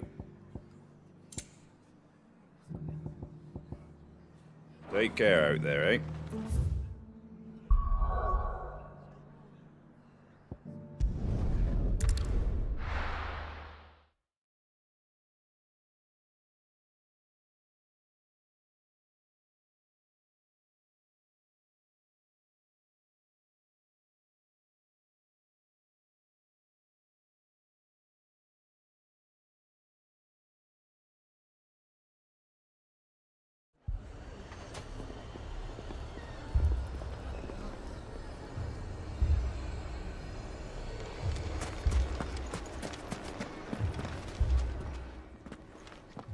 Sid! Your new companion appears much more formidable than your uncle. Should I be worried? You haven't been introduced. Jill, Clive has told me much about you. All lies, I'm sure. Your Stolas said that Dalamil has a bandit problem. Indeed. Although, you're a little late. They left with our food and guild days ago. Any idea where they went? The desert's a big place. Your guess is as good as mine. But the fact is, I have more immediate concerns. What did you say to me? What did you say? Ah, as if by magic. Let's just say we've yet to reach a consensus about how to solve Dalimil's little problem. And at this rate, it won't be the actions of the bandits which prove to be our undoing. It will be our own. Now, I've tried reasoning with the dissenting parties, but even the Desert Hare has limits. Perhaps we could talk to them. What makes you think they'll listen to us? What makes you think they won't? She makes a fair point, Sid. And you won't have wasted much of your precious time if you fail. They're just across the courtyard.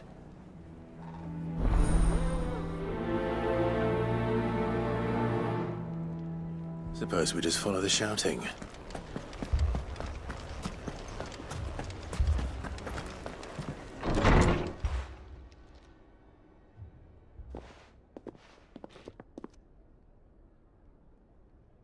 You wouldn't talk like that if it had been your men whose throats were slit.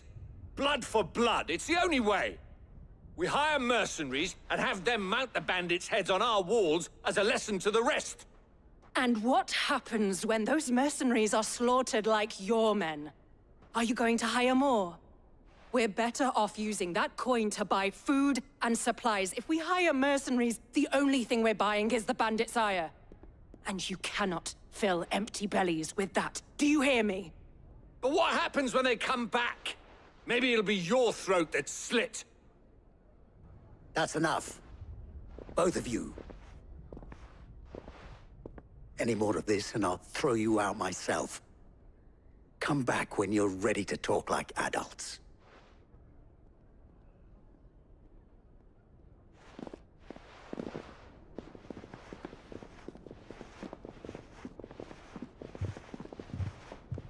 Victor. What's he doing here?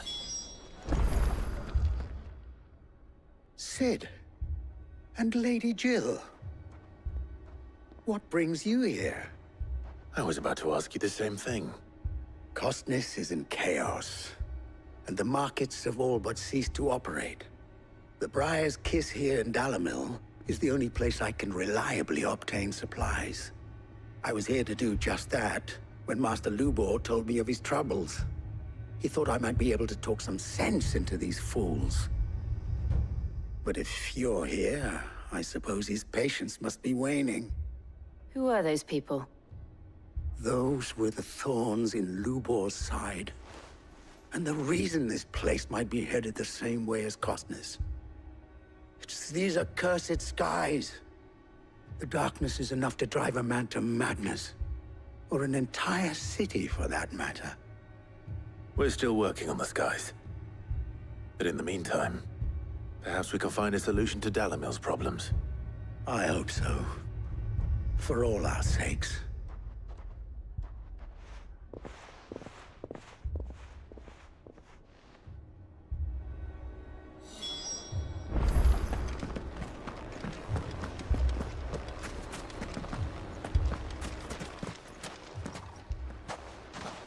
So, you see my predicament? What I saw was a room full of people who were angry and afraid. And with good reason by the sound of it. But if left to smolder, that anger and fear could set the entire town alight. My thoughts exactly. What to do? Both sides wish to protect their homes and livelihoods, if only they could agree on how. But as long as they are divided, we are vulnerable. And if there's one thing bandits like, it's an easy target. What would Sid the Outlaw suggest? Well, If it were my namesake. He'd let them choose for themselves, and be on hand to pick up the pieces when it all went wrong. That sounds like a recipe for disaster. A recipe for disaster is precisely what it is. But perhaps that realization would be enough to make them question the ingredients. While it's plain neither Conrad nor Natalie will countenance the other's proposal, it may still be possible to make them doubt their own before presenting them with a third option. And that would be? To pool our resources and save the city ourselves. Why fight each other? When all that fear and anger can be directed at the bandits. It appears we have a plan of action. Victor, pay Conrad a visit. See if you can't convince him of his folly. I'll speak with Natalie. As you wish. Your faces are not well known in this town. That may prove useful.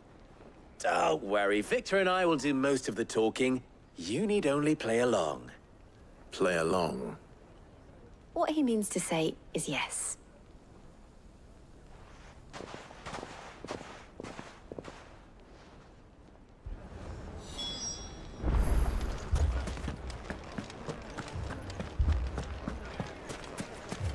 Picture it, Conrad.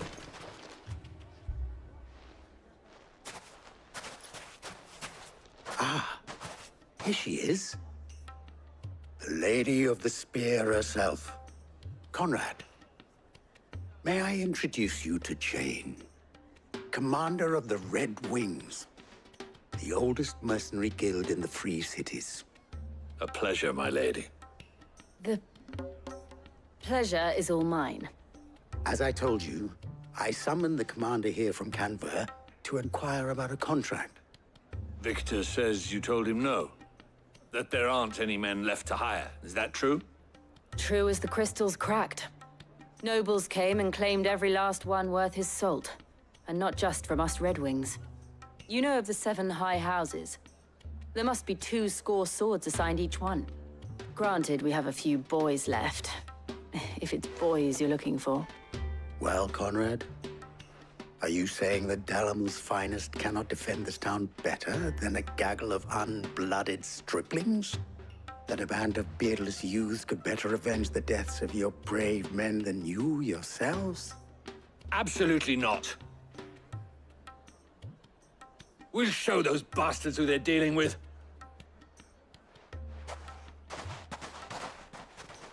I can't believe that actually worked. Conrad's not what you call the brightest candle in the crypt. And there's a reason why I had you do the talking and not Sid. Well played, my lady.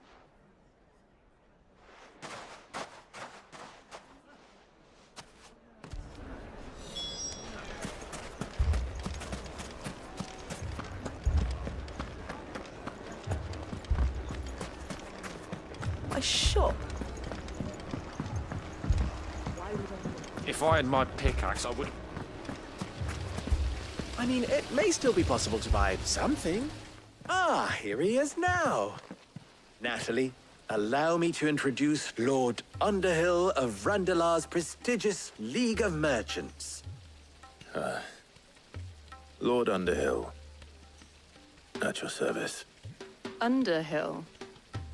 I was just telling the good lady of our conversation, my lord, and how you were lamenting the state of the capital's stores.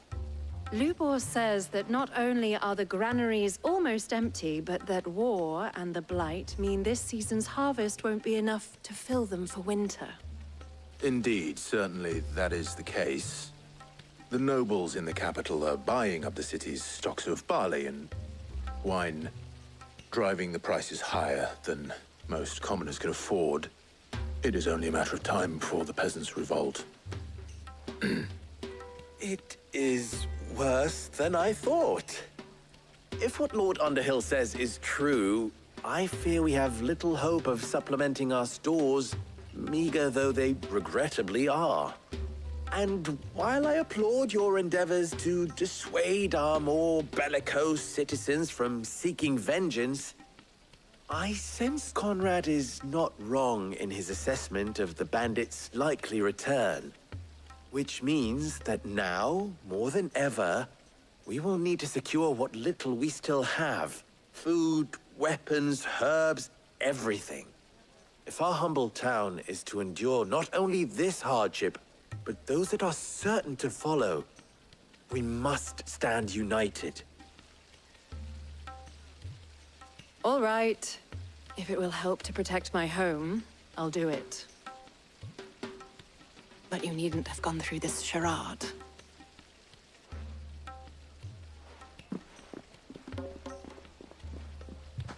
Thank you, Clive. Your performance was nothing if not workmanlike. She saw right through it. I didn't say it was good, merely that it produced the desired effect. Now, my scouts should be returning shortly. Meet me back at the Briar's Kiss, and we shall see what we face.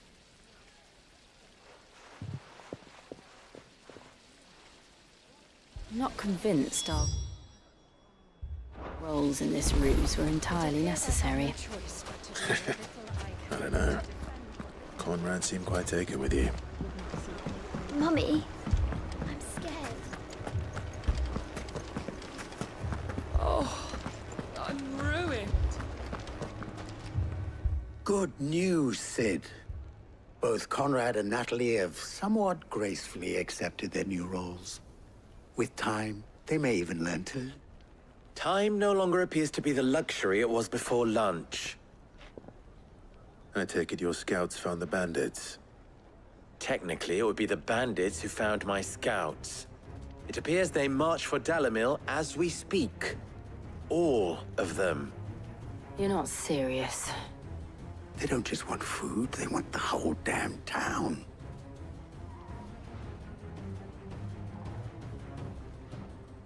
I have a favor to ask. I'm told the bandits march in two groups, one from the south and one from the desert, in a move doubtless intended to stretch our already gossamer-thin defenses. Very well. Jill and I will meet those from the desert. But what of the rest?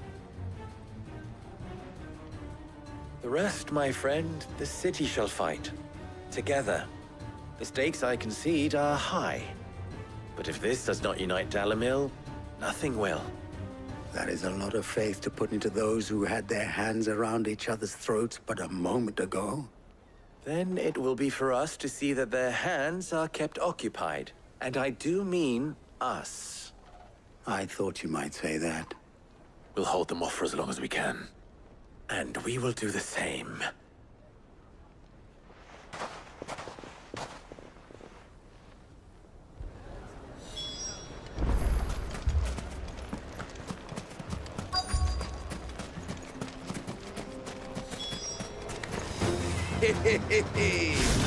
The women folk have come to welcome us. I'll take that one. He's all yours.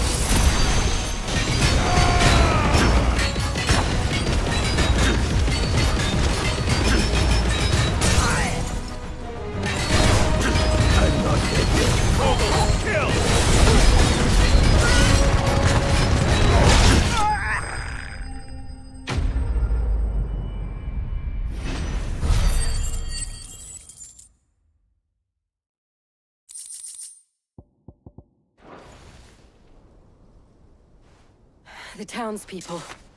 Could they have held out? I don't hear any fighting. What do you think? That we should hurry.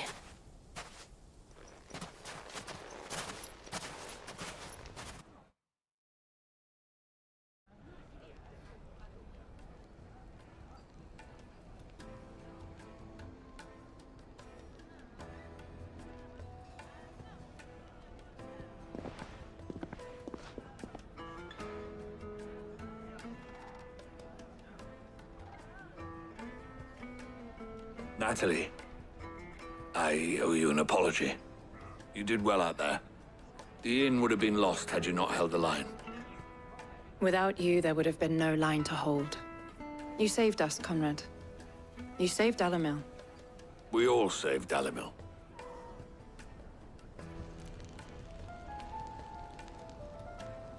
Conrad seems to have had a change of heart. I'd say they both have. I take it from your presence that our visitors from the desert won't be joining us either. Pity. The plan worked, Sid. Granted, it only took an army of bloodthirsty bandits at our gate. Calm now, Victor. Why quibble over the details? We are united, and that is all that matters. As for you, Sid, you fight considerably better than you act. I'll take that as a compliment.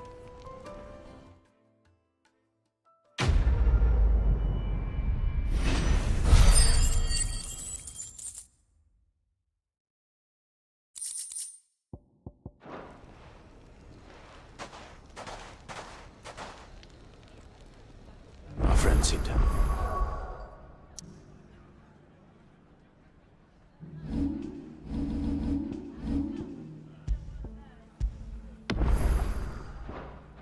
Things under control?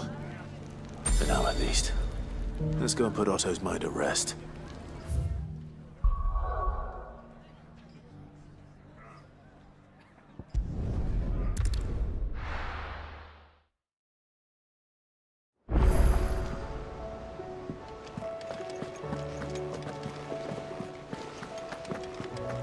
Did you see that? Tell me you saw that.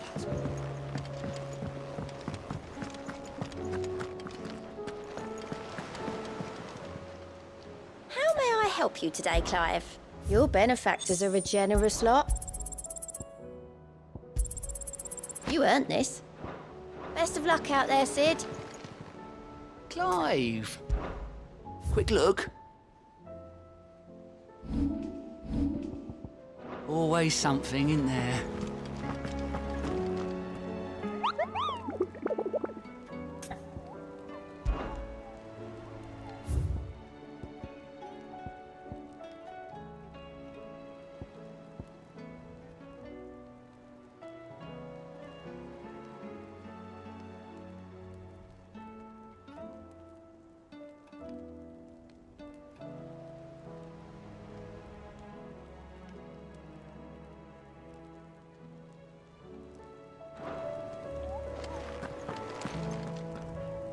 Was wondering when you turn up.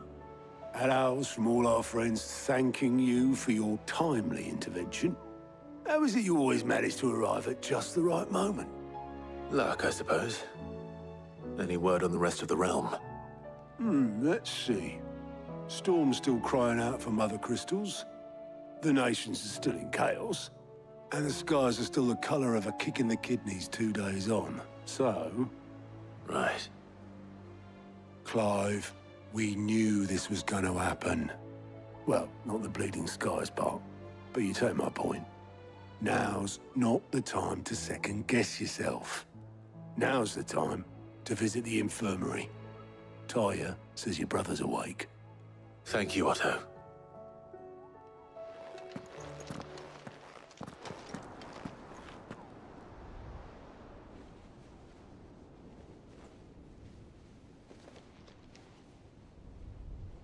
So it was not Sylvester, but Olivier who served as Ultima's puppet. And when Dion learned of this, he sought to slay the fiend.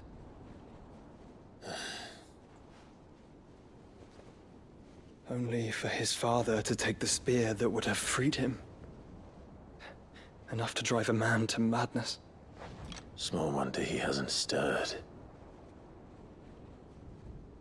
I would be afraid to wake.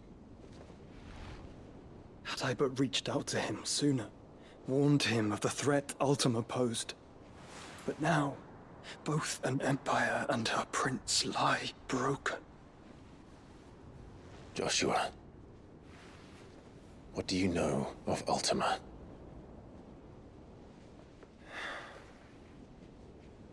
Very little, I'm afraid. Despite my best efforts. 18 years ago, as I lay buried beneath the rubble of Phoenix Gate, 'twas not death who came for me, but another. And it was while in my rescuer's care, I first heard of Ultima. I've been chasing his shadow ever since. Ultima is driven by some deep, dark purpose, and for whatever reason, it would seem you are crucial to his designs. He will stop at nothing to have you, even if that means toppling an empire. But why me? What possible use could I be to such a creature? That is one of many answers that have eluded me. Yet, I am certain of this. It is not mere chance. You were chosen for a reason. All dominants carry within them the might of an icon. Nigh limitless power that is at once acutely limited. I wield fire, and only fire. And I only ice. 8 wardens for 8 elements. But you, Clive. You are different. You're special. Your abilities begin with the flames of Ifrit. But they do not end there. The fact Ifrit can even exist goes against everything we thought we knew of dominance. Perhaps Ultima has been waiting for one such as you, whose potential is truly limitless. I've encountered that thing several times now. If it or he, as you say, needs me, why hasn't he claimed me as he did the boy? Were I to hazard a guess, I'd say the two of you are somehow incompatible. His mind not properly attuned to your body. His mind? Mind, awareness, spirit, call it what you wish. But I believe Ultima to be an embodiment of the concept. It is why I struggle and fail to contain him here inside me.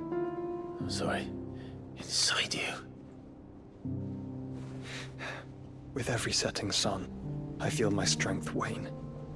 And though the Phoenix's flames mend the prison I have made for Ultima, they do so at a cost. We must find a means to bring an end to him before I meet my own. What were you thinking? It was that or let him take Clive. And I've always had a soft spot for my brother. But that doesn't mean you should sacrifice yourself to save me.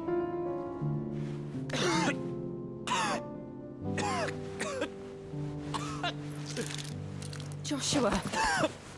Clive! It's Gav! There's an army of Akashic at the gates of Canver.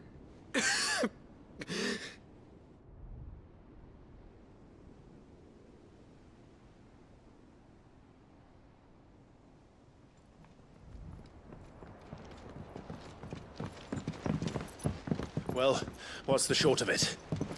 It's all Tyre told you. The capital of the Free Cities is under siege by an army of monstrosities. The city guard are doing their best to stem the tide, but numbers ain't on their side. What of Lord Byron and Mid? Were they able to escape? No, but they're all right for now. They're hiding with Gav at midship.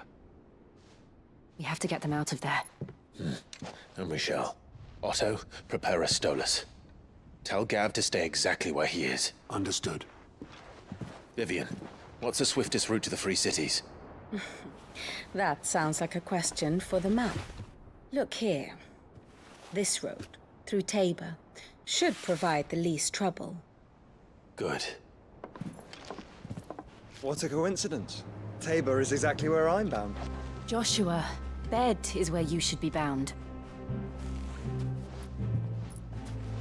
You don't think I told him the exact same thing? Were Tyre not such a talented healer, I would surely have been inclined to agree. But, thanks to her ministrations, I feel I may safely rejoin my attendant, who was to wait for me in Tabor if we became separated. All right, we travel together. Clive. If he stays close to me, he'll be fine. Thank you, brother. I'll look after him.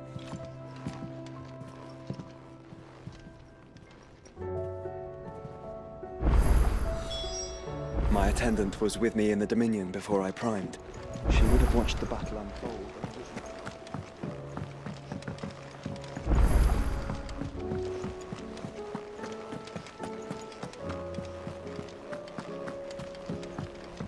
Oh, the moon.